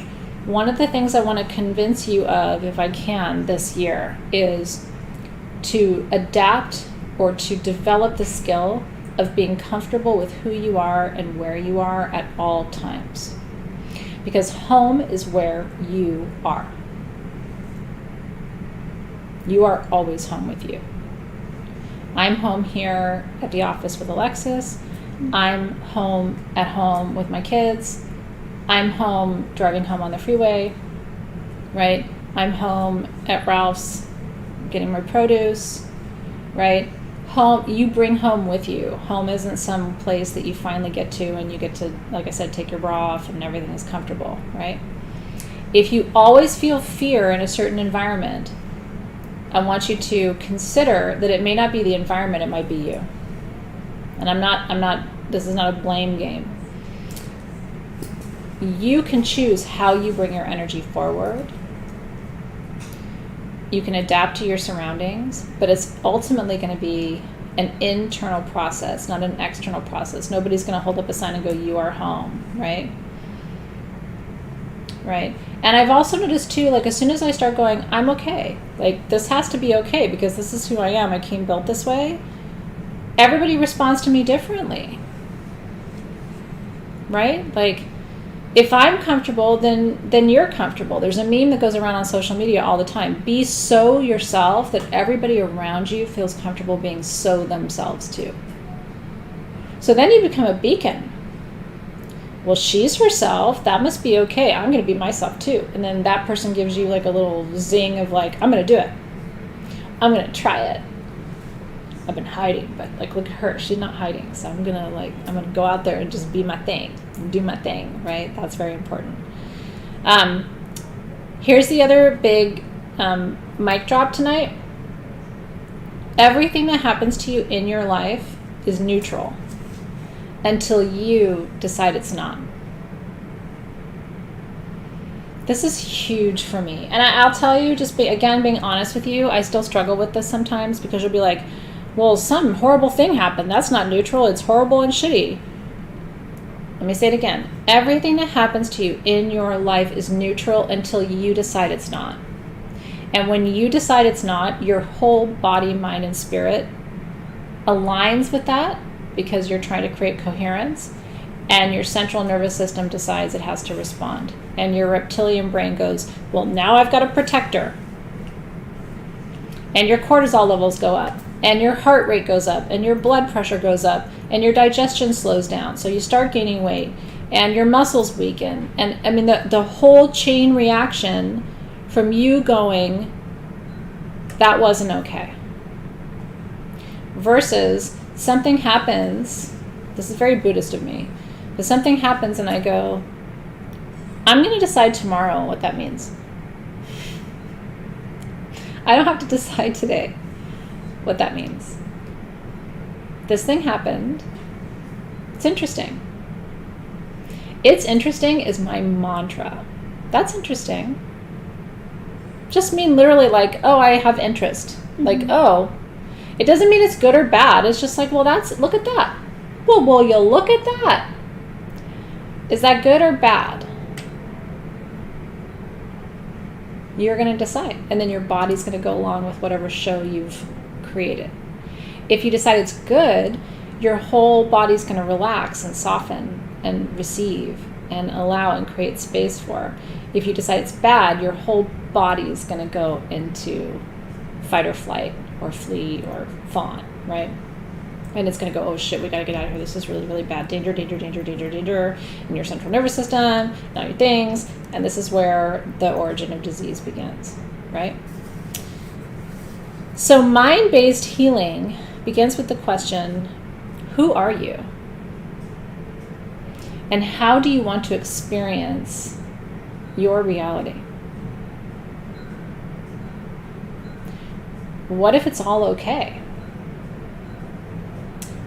What if this is all okay? What if everything that's happening right now in your life is part of a learning experience? When you go and take a class, you don't sit in that class and go, this is very dangerous. Oh my God, she's talking about things. I gotta run, right? You don't. You just go, oh, that's interesting. Is that relevant to me? I don't know. Maybe I'll keep that. I don't know if that's interesting. I don't know if I'm going to take notes about that. You're very live and let live when you're learning, because you're like, well, I don't know. Maybe I'll hold on to that. I don't know. Maybe doesn't really make sense, but maybe I'll come back to that later. In life, we're not live and let live. Somebody says something and we're like, well, now I got to get that bitch back. Right? She posted a meme, now I'm going to post a meme or whatever. Like, we're very defensive. But if we can look at everything as a classroom and everything as a learning experience, and that nothing has meaning until we assign meaning to it, we're going to have a very different experience of our lives. And this is the root of what we call mind-based healing. When you consider something a problem, it creates a circuit in your brain. The brain now has a record of it as a problem. And anytime anything like that comes up, your brain is going to sound an alarm to you. Problem, problem, problem. Because that's how the brain works, especially the older parts of the brain. This is a circuit. You've said this is bad. When it happens again, bad, bad, bad. And then your brain's going to go, what did we do last time? Let's do that again. And now all of a sudden you're in a loop. I miss my partner, I miss my partner, I miss my partner, I miss my mom, I miss my mom, I miss my mom, I miss my friend, I miss my friend, I miss my friend, I miss my sister, I miss my sister, I miss my sister, I miss my old job, I miss my old job. And it's just like, and we wonder why we can't get out of the loop, and it's because we've now said this is a problem, and every time it comes up, it's a problem. And it just creates a deeper groove in the record. And instead of being able to play the record all the way through, we just skip and skip and skip. Habit, habit, habit, habit, right? So what's the key? We have to disrupt the routine. We have to consciously reframe these experiences as not problem. Here's how I've been working with this. I'm not saying again that I'm perfect or an expert or anything else, but just for what it's worth, okay? My mom's been gone for 1.5 years. How long am I going to do this shitty little routine, right? How long? What I've started to say is, I miss my mom. She's not in pain anymore. Her quality of life was so compromised for the last 3 years of her life. I wouldn't wish that on her or anybody else. It was real bad. Like opioids and all kinds of things, like to manage her pain. It's not quality of life.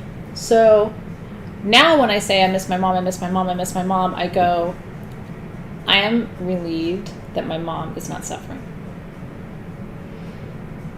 Now, I'm not saying you have to fast track your process, but for me, Michelle Feuerstein, I needed to disrupt the pattern. So lately when I go, I miss you, I miss you, I miss you, what I also say is, I'm so happy you're not in pain. I'm so happy you're relieved of that way of being, because it wasn't fair to how beautiful your spirit was. And there's this exhale that happens, okay? Because I miss my mom, I miss my mom, I miss my mom is an inhale. It's not an exhale. The exhale is, and I don't have to go and see her and know that she can barely recognize who I am and she's in so much pain she can't move. Does that make sense? This is just me and my journey. I'm not saying this is you and your journey, right? As long as we push the same emotional buttons, we're activating the same subconscious program and we cannot heal. And because those primal feelings are linked to the subconscious brain, and the, what I don't have and what I can't have and, all those things, we're just, it's literally like an animal that's just pushing the same button over and over again. And we're like, why am I not having a different experience?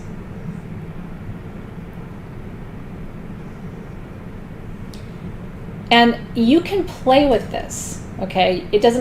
Yours could look different than mine, right? Maybe yours isn't like, oh, she's not in pain anymore, but like, what's the different script? I don't know what it is for you. But when people say, Athena, I've got to change this, or I can't keep going. I've got to find a way to move through this grief, or I can't keep going. I've got to find a way to move on from my divorce, or I'm not going to be able to find a new relationship. It is a disruption of the pattern of the subconscious brain. And it's the only way through. And then you disrupt it again, and you disrupt it again, and you disrupt it again. With a new conscious pattern that makes sense to your subconscious brain. It can't be bullshit. It can't be like, I miss my mom. Oh, the sky is blue. That's not going to work. But it has to be a disruption with something that can actually make sense to the subconscious part of your brain. And when we get to Q&A in just literally like 2 minutes, I'll switch over. I'm trying to get through as much as I can, and then we'll switch to Q&A. I'm going to skip a couple of things. the stronger the emotional reaction to something that happens, the more ingrained the snapshot or picture your brain takes of that moment. And the harder it is to reprogram it in the subconscious. Does that make sense? So death is a whole different thing. Divorce is a whole different thing. Getting fired from your job is a whole different thing than somebody cutting you off outside of Burger King. You can move around that pretty quickly. That person was an asshole, right? But losing someone you love, that's different. This isn't false positivity. This is a rewiring. And it doesn't mean I don't miss my mom, but it means I now have, I'm putting that missing of her in a bigger river than just me and my little experience and my keep pushing the push a button. You know what I mean? Like it allows me a little bit more of an expansive perspective.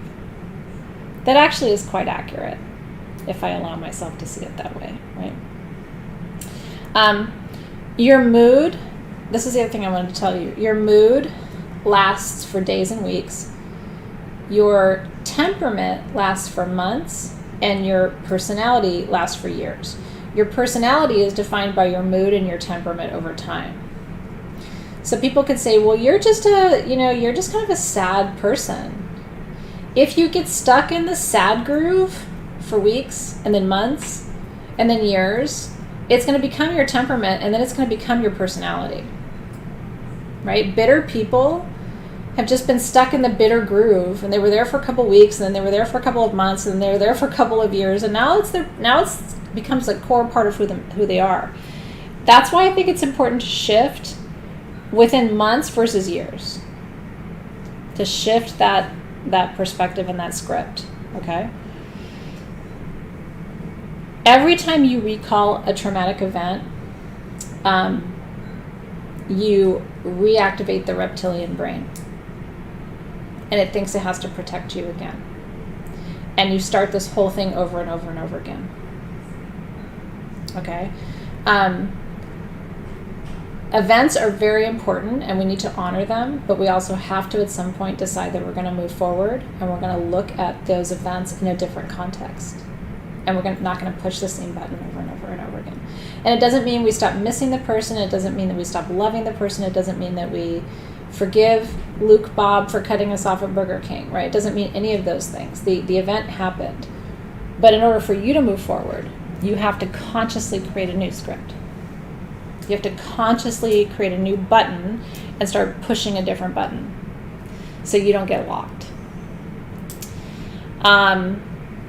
Okay, so firing and wiring, hardwired programs. Your brain, listen to me, and this is what I'm telling you, your brain is primitive. Even the newest, most modern part of your brain is like a computer. You turn it on, you turn it off. You type the thing, it sends you the message. You send an email, you get an email back. Like there's a transactional nature to your brain. Unless we're talking about the higher self who's up here going, do you have to still be mad at Luke Bob for cutting you off at Burger King? Like, really? Are we still there? Okay, we're still there. Do you want to be there anymore? Like, you can hear your higher self, right? Like, I understand you miss your mom and, like, you wish she was there when you went over there, but, like, the last 3 years when you went over there, she was not really present and she was in pain. Is that really... Would you really want to go back to that? Like, can you be happy for her that she's somewhere in a different state of being where she's liberated? No, not yet? Okay. But you know what I mean? Like, there's that little part of yourself that's like, and sometimes you don't want to hear it, but then part of you's like, but she's right. Right? Like, I know it sucks to lose that relationship, but, like, you know there's, like, 35 billion bajillion other people on the planet, right? You know you could be happy with somebody else, right? Oh, you're not ready for that yet? Okay. Or, like, I know you spilled coffee all over your chair, but you know somebody could come and clean the upholstery, right? Oh, you don't want to hear that right now? I'm just saying, you know what I mean? Or like all kinds of things. You can apply this to almost anything, right? Like, I know you're trying to give up carbs, and carbs taste really fucking good, and I love carbs. I want to dip chips in a dip for 6 hours tonight till I can't eat any more chips and dip. But you know you're going to feel like shit in the morning, right? And like, you actually do want to feel better in your body, right? Like, do you really need the chips and dip? Oh, you don't want to hear that right now. But there's just always this dialogue going on. You can hear the little higher self going, really? Okay, I'll try you again tomorrow. And I know there's no replacing people, places, things. I'm not suggesting that. I'm just saying, if you are ready to change and live into some magic, you got to be with what is. You got to stop trying to change other people. And you've got to look at your mindset and your environment and the fact that you're creating your environment with your mindset, and take some responsibility for that. And if you keep pushing the same damn button, push the button, push the button, push the button, and then you get the same outcome and you're like, oh, I really don't like that outcome. Why are you pushing that button? And then if you don't want to hear that today, then maybe tomorrow you can hear it. Like, but you know that you ate chips and dip for 6 hours, man. You do know that. Okay. But you know you ate chips and dip for, okay. But you know you ate the whole bag of Cheetos, right? Okay. But you did it again. Okay. And then at some point you're like, I'm not going to eat the whole bag of Cheetos tonight. I'm not going to push the same button over and over again. Your brain can be a map not just to the past, but to the future. You can change from hardware to software. You can go from reinforcing old patterns to predicting new behavior. It reminds me of a biblical passage that my mom used to always say, greater is he that is in me than he that is in the world. Like, there's a higher force inside of me than whatever's here on this planet. And if I listen to that, that's going to lead me in a new direction. And sometimes we're not ready to leave the old because the new direction is going to take us somewhere we're not familiar with. So we're like, no, I'm just going to eat the whole bag of Cheetos again tonight. But at one point you wake up and you go, what would happen if I didn't eat the whole bag of Cheetos? Okay. The past is predictable, same people, same places, requires an outer world to feel anything, and leaves you stuck in old paradigms.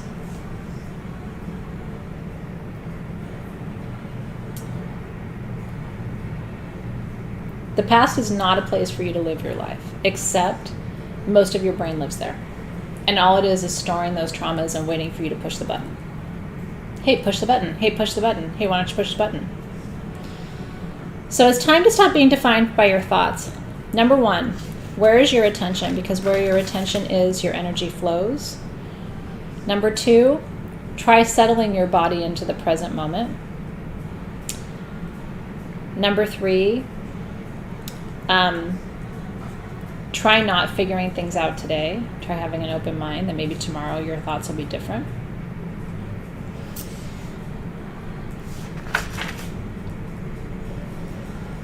Remember that your brain is like a garden and there's weeds and you have to till the soil and pull the weeds, get your old plants out of there. I'm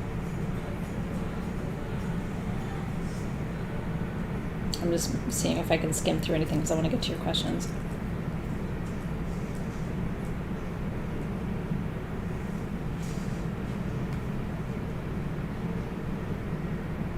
There's a whole section in my notes about epigenetics and health, but that can be saved for another time because I do want to get to your questions for tonight. So ultimately what this comes down to is there's an inner world and an outer world. The outer world is not always an accurate source of information. And a lot of times we create an outer world by projecting our inner world outward, our fears, our anxieties, our sadness, our confusion. So what we have to do is rest into our inner world. And that is a landscape that you can create. That's the garden you can plant, right? And ultimately that's what you have control over is the inner world. And if you give your higher self some authority and a bigger megaphone than your subconscious mind, right? Give your higher self the microphone and just say, you're the one who's going to lecture. We're not listening to the past. The past is just going to tell me to push the button and eat the Cheetos. Then you can create a different inner world. And your inner world creates your reality. It has to. When you show up differently energetically in the world, your outer world has to respond to that.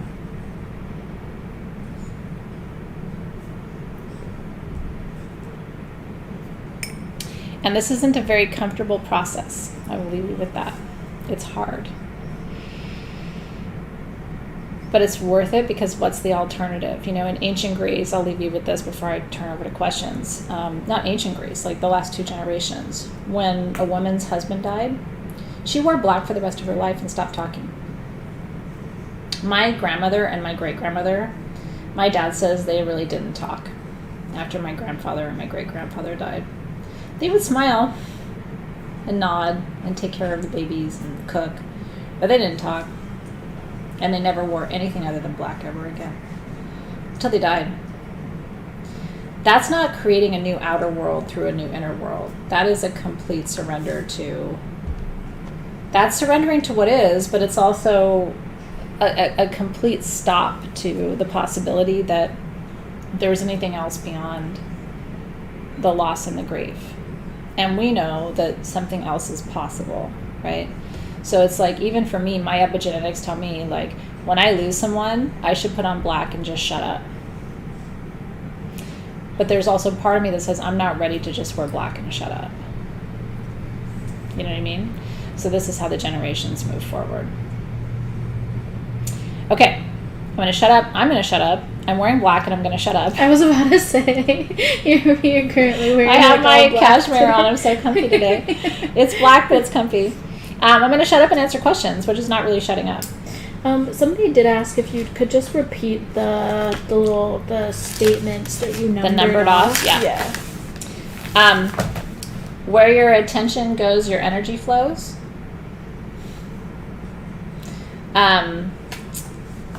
Get in your body, not in your head.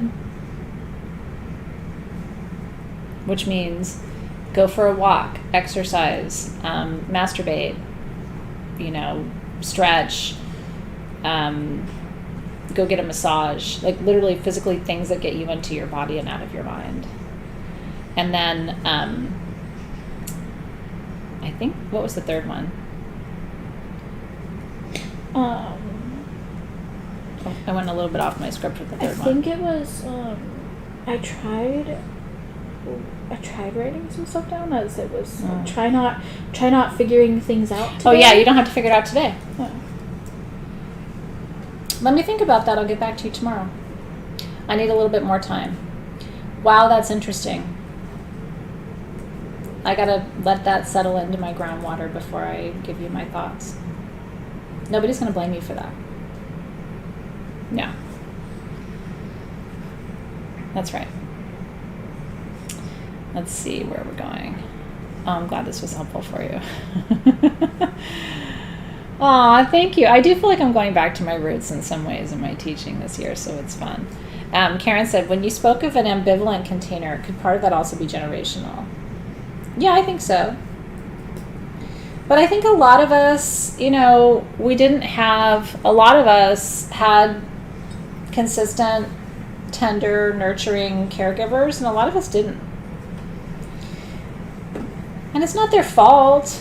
I mean, in my case, I was a little bit of a surprise, and my dad worked 7 days a week. So it wasn't, I think they would have done better. It's just when a baby's a surprise and you have to work 7 days a week, that's an ambivalent container, right? I think we're more conscious creators of life and experiences now, so we don't create as much ambivalence. But it's not too late to heal that. Let me tell you the power of awareness. Once you're aware that you grew up in an ambivalent container, and once you're aware that you don't have to be held in ambivalence, you will attract something different. It's when you're not aware. I'm telling you right now, awareness is the only thing you have to bring to your consciousness tonight to change this. Somebody asked me, how do I flip the script? Awareness. Christy. Awareness. I grew up with people who either thought I was overwhelming and not wanted or didn't have time for me. Now that I'm aware of that, I don't have to spend my adult life with people who don't want to be around me or don't have time for me. I don't have to do that. that awareness flips the script. It's when we're not aware, like, oh, I didn't realize I wasn't wanted, or I didn't realize, or looking back, like, yeah, I kind of was, like, even it's interesting because my dad, my grandmother wanted my dad, but he was the last of 6 kids and the war had just started. Mm-hmm. So the back of his head is really flat because nobody, how when you have babies, you have to turn them around in their crib or their head gets flat. He was left alone so much that the back of his head's flat because he just laid in his little crib. It's kind of sad. But they were busy and it was the wartime, right? Like, my dad came from an ambivalent container, and not because nobody loved him, but just because hell was, or whatever, in a handbasket, and he was the last of 6. And then my grandmother was worried about my grandfather who was off in the war. Like, he was just laying there trying to stay alive. Like, that's an ambivalent container. And so, but the awareness is, like, I don't have to now live in a relationship or, he's created relationships around him with people who really want him and want to spend time and dedicate their energy to him because he became aware of that. You know what I mean? So we can feel sorry for ourselves, like, oh, that's shitty or whatever, but then we become aware of it. It's like, the key is not to perpetuate patterns, right? Just because your mom wasn't nice to you doesn't mean you get to be shitty to your kids, right? Just because your dad abused you doesn't mean you're going to abuse your kids. In fact, we know the opposite is true. Statistically, we know that kids who grow up in abusive households tend not to abuse their children because most of them are so keen on setting a different example that the awareness flips the script. They would never do it, right? Most of the time, the statistics hold that way. And that's where I think awareness becomes really, really powerful. Yeah, I love it. Like Dan Miller said, built a huge wall around me since Dan passed. Have been knocking it down a few bricks at a time, working on opening my upper chakras. Yeah, and just recognizing that creating a new reality where you acknowledge the loss and imagine a life beyond the pain of that loss doesn't mean you negate that loss or you don't honor it completely. Right? It just means you create a new way of holding that energy. You create a new container. And because when we lose someone, we're not meant to lose ourselves. Or we'd be buried right there with them. I mean, I'm sorry, but that's just the reality of the situation. And it's so hard. Because sometimes when you lose someone you love, you feel like you should just get in there and crawl in there with them.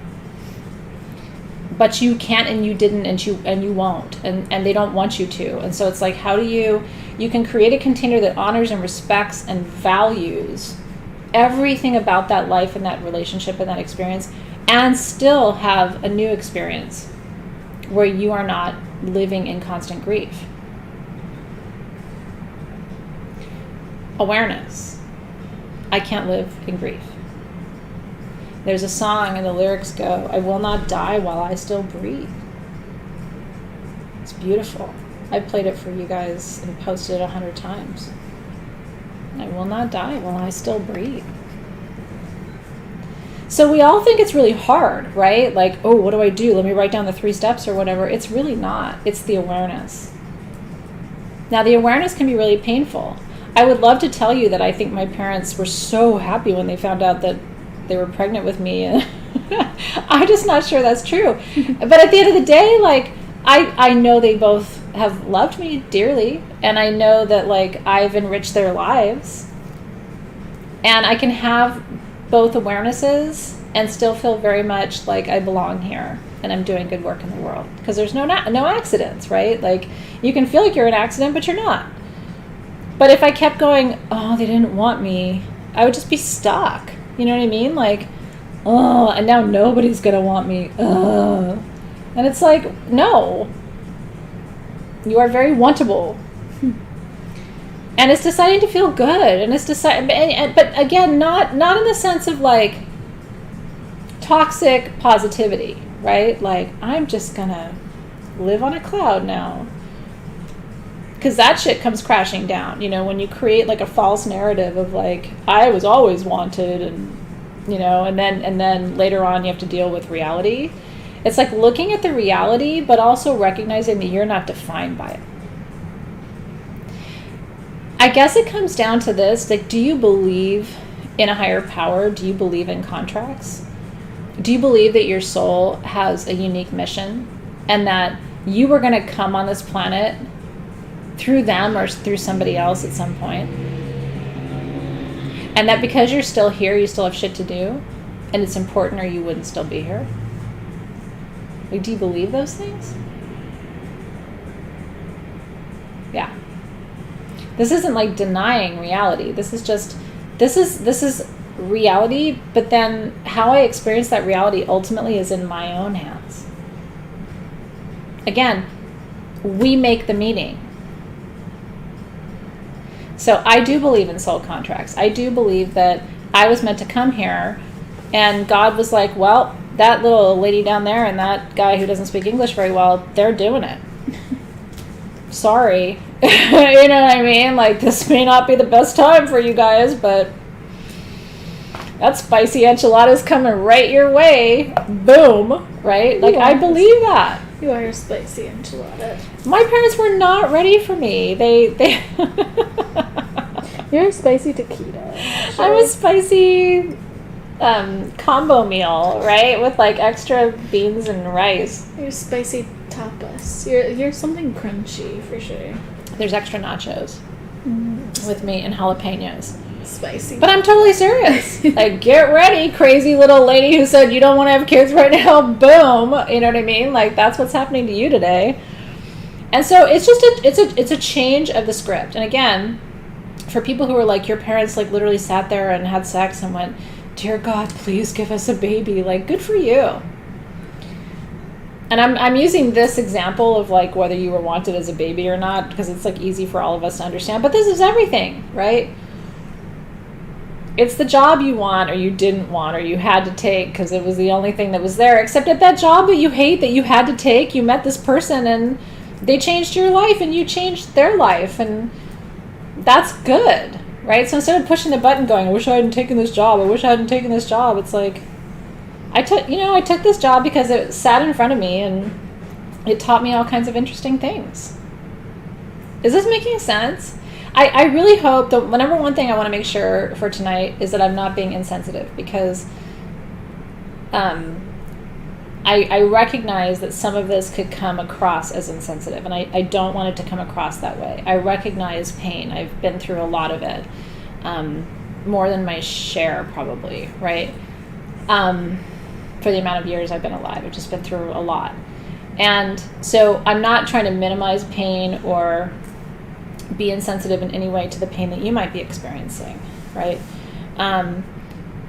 So my main goal with tonight's session is simply to say, if you feel stuck, these are some practical tools to reframe your experience. Stop pushing the same button and expecting a different outcome, right? If every night all you do is look up at the wall at the picture of the person that you lost and you just sit there and look at the picture for 2 hours and cry and then get in bed and cry and go to bed, and you do it again tomorrow and again the next day and then again, and you're like, why don't I feel different? I'm not healing or whatever. It's like, do something different. Leave the picture up, but like, watch a cartoon before you go to bed, or, you know, light a candle instead of just staring at the picture and crying. You know, like push a different button. Remember that parts of your brain are very old and they're not very sophisticated. And so literally the things that we do every single day program us to have certain experiences. And if you don't like the experience, you're going to have to reprogram the computer. You're running on an old program. And I don't have any other better way to talk to you about it. And sometimes for me, it's meant putting some of the pictures away, which is hard. Doesn't mean you can't take them out later. But I've rearranged some pictures in my house this year just because I don't need to see that every time I go and turn on the coffee maker. Hitting the same button, put it somewhere else. Put it in the guest bedroom. You know what I mean? The same damn song, right? Play a different song. A lot of you are playing the same music, literally, figuratively, metaphorically, right? You're playing the... and then you're like, I don't know why nothing's changing. here's the other thing. Have you guys heard of neuroplasticity?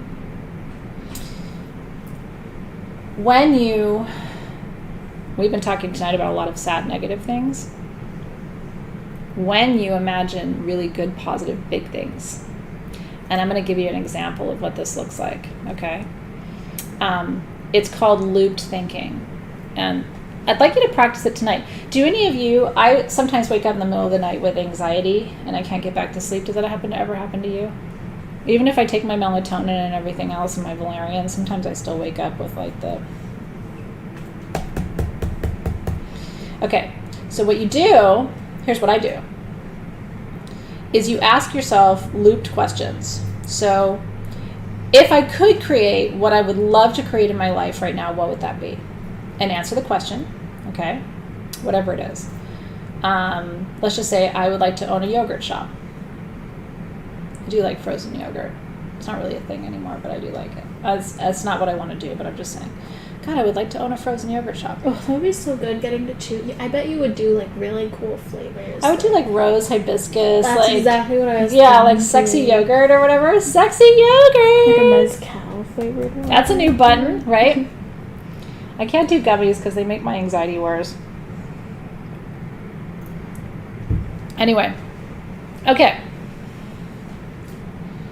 All right, well, if I was going to open a yogurt shop, what would I need to do? Well, I would have to gather some, resources. I'd have to figure out a location. Well, what would be a good location for a yogurt shop? Well, where we live, like Redondo Beach is kind of a good place for that.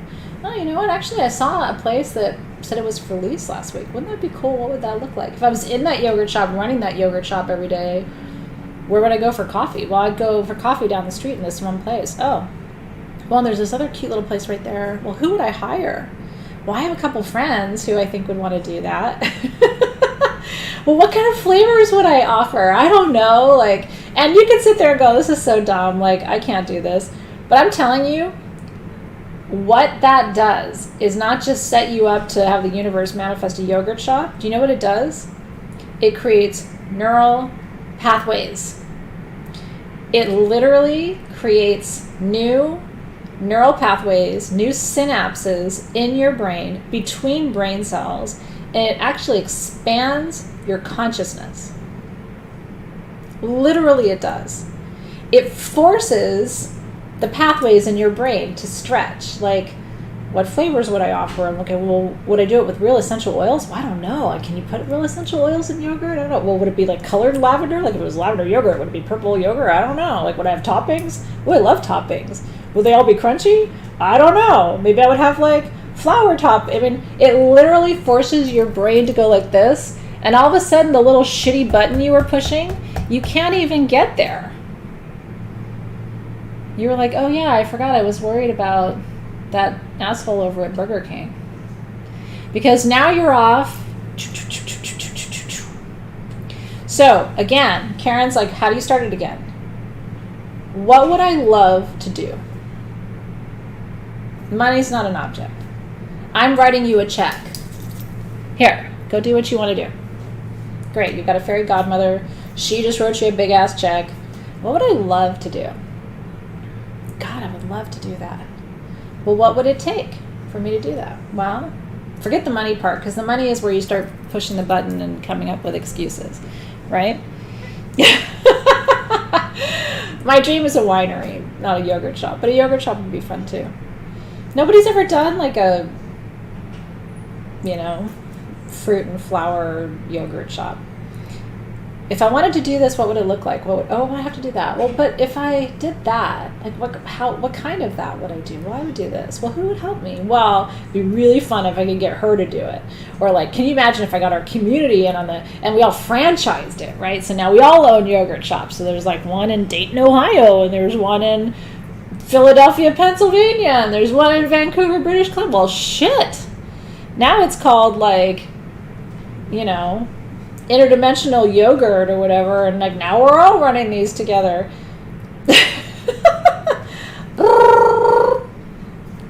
And you'll fall asleep, and your brain is rewiring, and you'll wake up inspired, and you won't be so exhausted, because it takes much less energy actually from your adrenal glands and from even from your limbic system to imagine what's good and what's positive, because you get excited and it opens up these pathways. The pushing of the monkey button closes the pathways down, and it stresses your entire system. It builds cortisol. So you wake up feeling bloated and exhausted and worn out and sad, and you're just like, fuck, here we go, another day of this shit again, right? I'm just saying, I think we started a yogurt empire. But you know what I mean? What would I love to do? What kind of relationship would I love to be in? All of a sudden there's like a Jason Momoa or whatever, and he's just like tattooing your upper arms, because that's what you're doing together. I don't know. That's not really my fantasy, but what kind of like house would I like to build in the desert, or what kind of like retreat center would I want to open, or like, right? It could be so great. And so your brain just starts going off on these other tangents, but I'm telling you, it actually makes you smarter, and it opens up new neural pathways. And when you're done playing this little roulette in your mind, try tracking back to the bullshit you were thinking about. And you're going to go, wow, I actually really had to work hard to get back to the BS I wanted to be focused on and live in my anxiety. It's actually hard to get back to it, because you've taken yourself on a journey. It becomes almost like a meditation. And it doesn't matter whether it's realistic or possible or anything. It doesn't matter. It does not matter. It's you retraining your brain. It's not pushing the same damn button again. If you can't fall asleep without watching TV, some people can't. They have to watch a show to fall asleep because they just can't get out of their mind. I want you to train yourself to do this instead. And then, as you're falling asleep, go, all right, spirit guides, show me something else tonight in dream time. Show me something good. Show me something good. What am I supposed to be doing? Who am I supposed to be helping? Why am I here? Obviously, I'm here for a reason. Like, show me what that is. Maybe it's not, yummy, yogurt, but it's like something else, right? It's getting yourself out of because a lot of you are just sitting there going like this and going, I need help. I cannot stop this thing. And then what we do is we eat to stop this. We drink to stop this. We take tranquilizers to stop this. We watch dumbass TV shows to stop this, but none of that's going to work. It's all temporary, right? So, they work for a little while until they don't, right? Set and setting. So next week, we're going to turn more toward your tools. The candles, the scent, the incense, the stones. So next week is Crystalpedia. So we're gonna go back to, like, tonight was all ideas and big picture and process. Next week we're gonna get more into tools and scent and sensory experiences to help you work with the things. But like I said, I think the tools are really great once you're doing the work. You got to do the work. This is the work. And you don't need, honest to goodness, almost anything other than you and some awareness and a willingness to be honest, like Karen said. I'm pushing the same button and I'm expecting a different outcome. And honestly, literally, that's the definition of insanity. If your routine looks the same every day and you're just sad and you're like, here we go again, here we go again, here we go again, it's like, that's not living. That's surviving. That's sustaining and maintaining. That's not living and thriving. Living means life. It means serendipity. It means something different in the mix. It means a little bit of unpredictability and serendipity. It means magic. But in order to create space for magic, you have to create space for magic.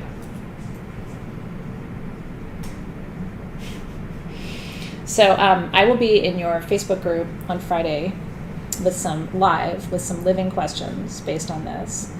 And so if you have additional questions, please post them in our Living Magic Facebook group, because I'll check in there tomorrow too and respond. And then on Friday, I'll give you some additional reflection and journaling questions to think about, and you can respond to those there too.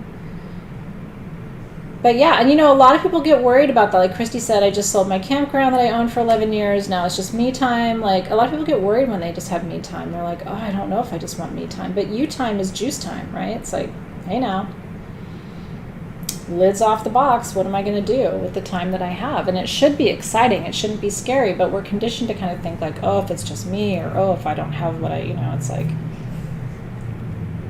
when you pull everything away, what's left is the core. It's you. And that's the fertile playground, right? That's the real campground, right? So if you're willing to make some changes, it begins by you saying, what do I really want? And I know that's hard to answer. Because most of us know what we don't want, but we don't know what we do want. And you don't have to know exactly what you do want. But just, like I said, well, wouldn't it be fun to fill in the blank? That fill in the blank can lead to... Remember, Sage got us started as a full moon ritual. And as a sage bundle. Uh-huh. Sounds so good. That's how it started. And now that's like micro of what we do. But I had to start somewhere. Like, oh, wouldn't it be fun to make a Sage bundle and put it on Etsy? Nobody's done that before. Which is so weird. Now there's like 5,000 of them. 10,000 of them. Like, oh, wouldn't it be fun to do a full moon ritual online? Nobody's ever done that before. And now it's like, you know, people's animals practically do that. But at the time, it was really revolutionary. And then it led to all these other things. It grew tentacles, right? So, and if you can see it clearly, even better. But stop pushing the shit button. And then going, why do I have a bunch of shit? Because you're pushing the shit button. I want to take I'm taking your shit button away. You can't push it. We should have a hashtag in the group, shit button. What's your shit button?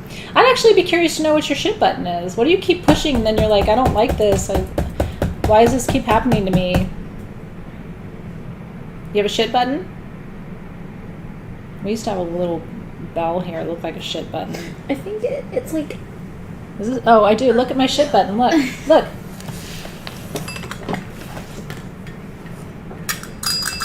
Oh, I hate this. Oh, I hate this. Here, let me do it again. I hate this. Oh, this sucks. Why am I getting the same thing every day? What does it actually say? It says drink, please. Shit, please. Stop pushing your shit button. We do need a bebop that says shit button. Except stop pushing it. I know. And it's hard when you have guilt and when you have sadness and when you have grief. I know. My shit button is, but I miss her really bad and I wish she was still here. Except I guarantee if she was sitting here, she'd be like, oh, but it's way better where I am. And I'll see you in a few years. Right? The fear of the outcomes. Yeah, but I mean, change is going to happen anyway.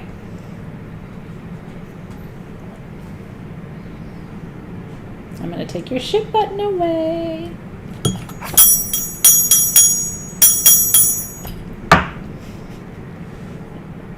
Every day we go, olive salad, olive salad, olive chicken parm, olive chicken parm. I hate chicken parm. I'll have chicken parm. I hate chicken parm. We keep doing it. It's so true. So cheers to doing something different. I know. Don't make money an object. Fears about money ruin everything.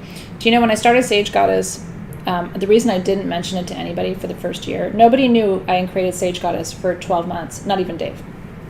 You know it? True story. Nobody knew because we didn't have money to start a business, and I didn't think I was starting a business. And I knew if I said anything to anybody, they'd be like, you can't do that. So I didn't tell anybody what I was doing. 0 people. And then a year later, Dave was like, this like Sage Goddess thing, like, is it a thing? I'm like, I don't know. I told nobody because I didn't want to hear anybody go, well, we don't have money for that, or how are you going to pay for that? That's a buzzkill. So I just kind of kept it close to my heart and had fun with whatever I was doing, kept it small. So, keep things close to your heart. Don't go, well, if I had money, I would do this. Well, great. Then envision it and the money will come. But don't sit there and go, well, I can't do that because I don't have the money to do that. That's a buzzkill. Yeah, I did. Nobody knew for a year, 12 months. Okay, so new tools will be shown to you on Friday. Should we show them at least the bowl? We should. So this is the centerpiece.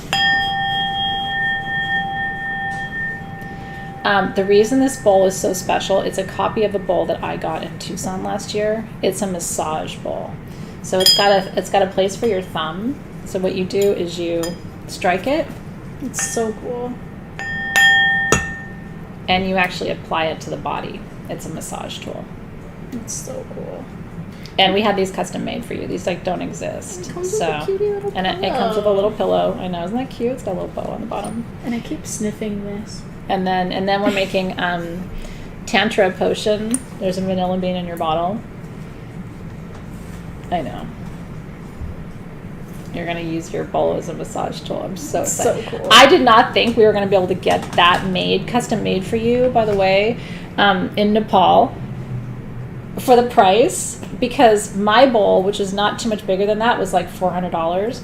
So the fact that we could get those bowls made custom and still keep the price of your tools down and still give you everything else, which is the perfume and the jar candle and the little incense and the potion jar and all. I mean, that I was just blown away. I could not believe it. So it is not a bundt cake pan.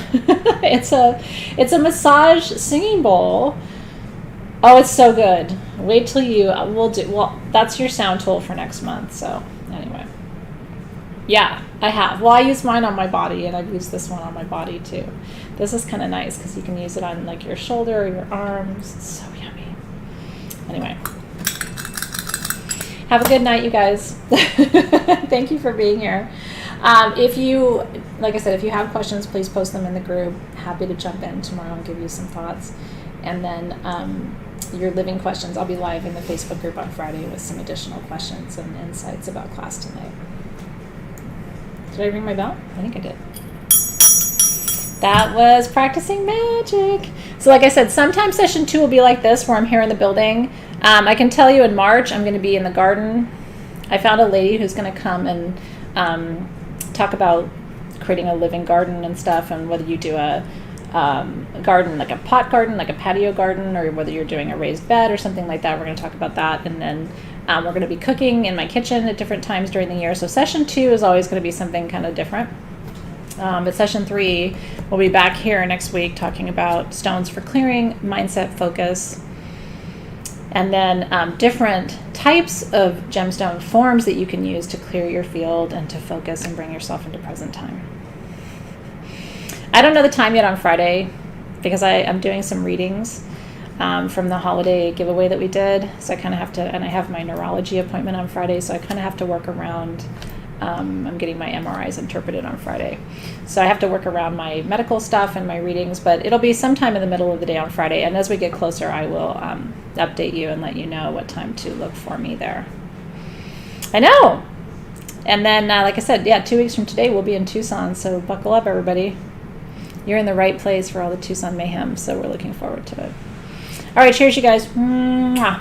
We'll see you soon. Thank you, Karen. Thank you, Alexis. We love you guys. We love you, and we'll see you next week. We'll be using all of our tools, our candle, our living scent, our incense, have all that with you for next week, our Lazy Susan, and then, of course, I should have used my proper bell for tonight to open and close. I've got to keep it over here because I still default to last year's bell, and I got to use this one. Which I like this one better. The sound, the tone is so much stronger. Listen, compared to last year.